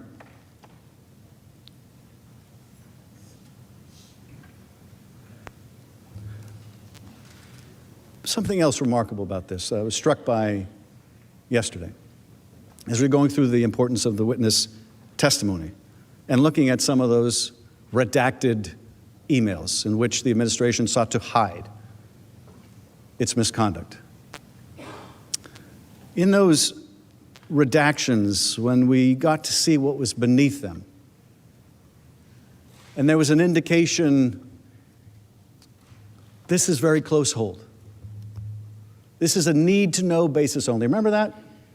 We'll show you that again, but one of those emails that only came to light, I believe, recently, and not because the administration wanted you to see this information, we see there's a desire not to let people know about this hold. If the president was fighting corruption, if he wanted the Europeans to pay more, why would he hide it from us? Why would he hide it from the Ukrainians? Why would he hide it from the rest of the world? If this was a desire to get Europe to pay more, why wouldn't he charge Sondland to go ask Europe for more? Why wouldn't he be proud to tell the Congress of the United States, I'm holding up this aid, and I'm holding it up because I'm worried about corruption? Why wouldn't he? Because, of course, it wasn't true.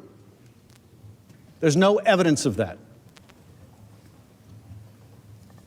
And what's more, the White House admitted why the president held up the money. The president's own chief of staff explained precisely why during October 17th and October 17th press conference. Let's see again what he had to say.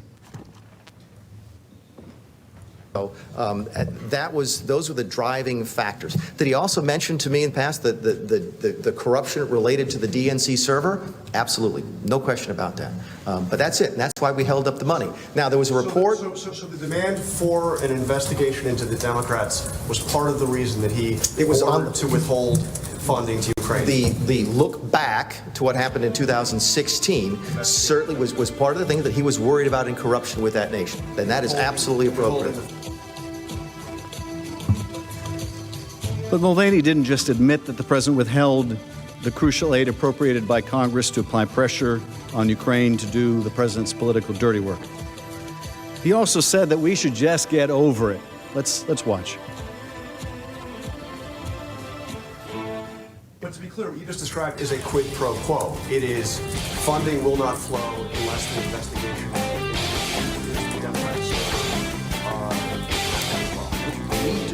Our free Hartmann Report podcast recaps the show every day. It's available wherever you find great podcasts. We're listening to Adam Schiff make the case for the removal from office of Donald Trump. In foreign policy. That was one of the reasons he was so upset about this. And I have news for everybody. Get over it. There's going to be political influence in foreign policy.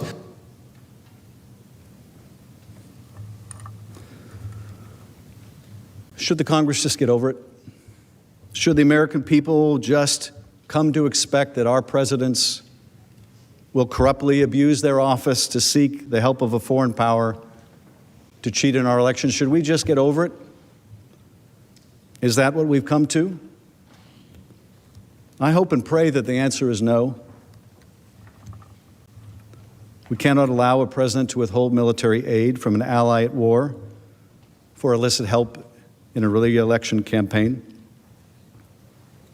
I hope that we don't have to just get over that. I hope that we just don't have to get accustomed to that. Is that what we want to tell our constituents? Yeah, the president withheld aid from an ally. Yeah, it damaged our national security. And yeah, he wouldn't meet with a foreign leader who's important to us unless he got help in the next election. And yeah, it's wrong to try to get a foreign power to help. It's kind of cheating, really, if we're going to be honest about it, blatant about it. It's cheating. Americans are supposed to decide American elections, but, you know, I guess we just need to get over it. I guess that's just what we should now expect of a president of the United States. I guess there's really no remedy for that anymore. The impeachment, I mean, maybe that was a good idea 200 years ago, but I guess we just need to get over it.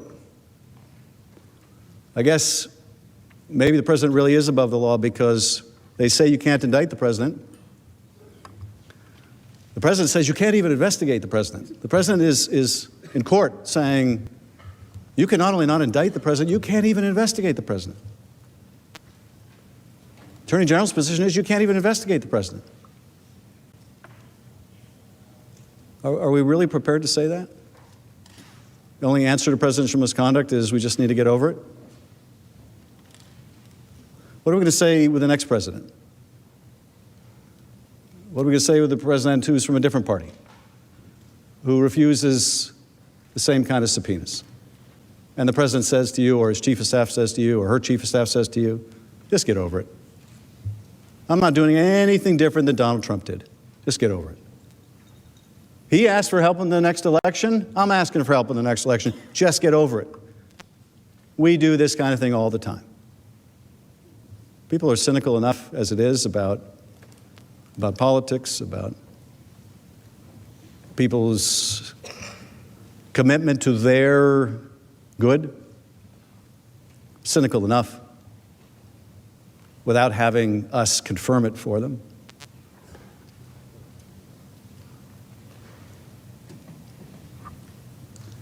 I think it's more than crazy. That was Ambassador Taylor's word. I think it's more than crazy. I think it's a gross abuse of power.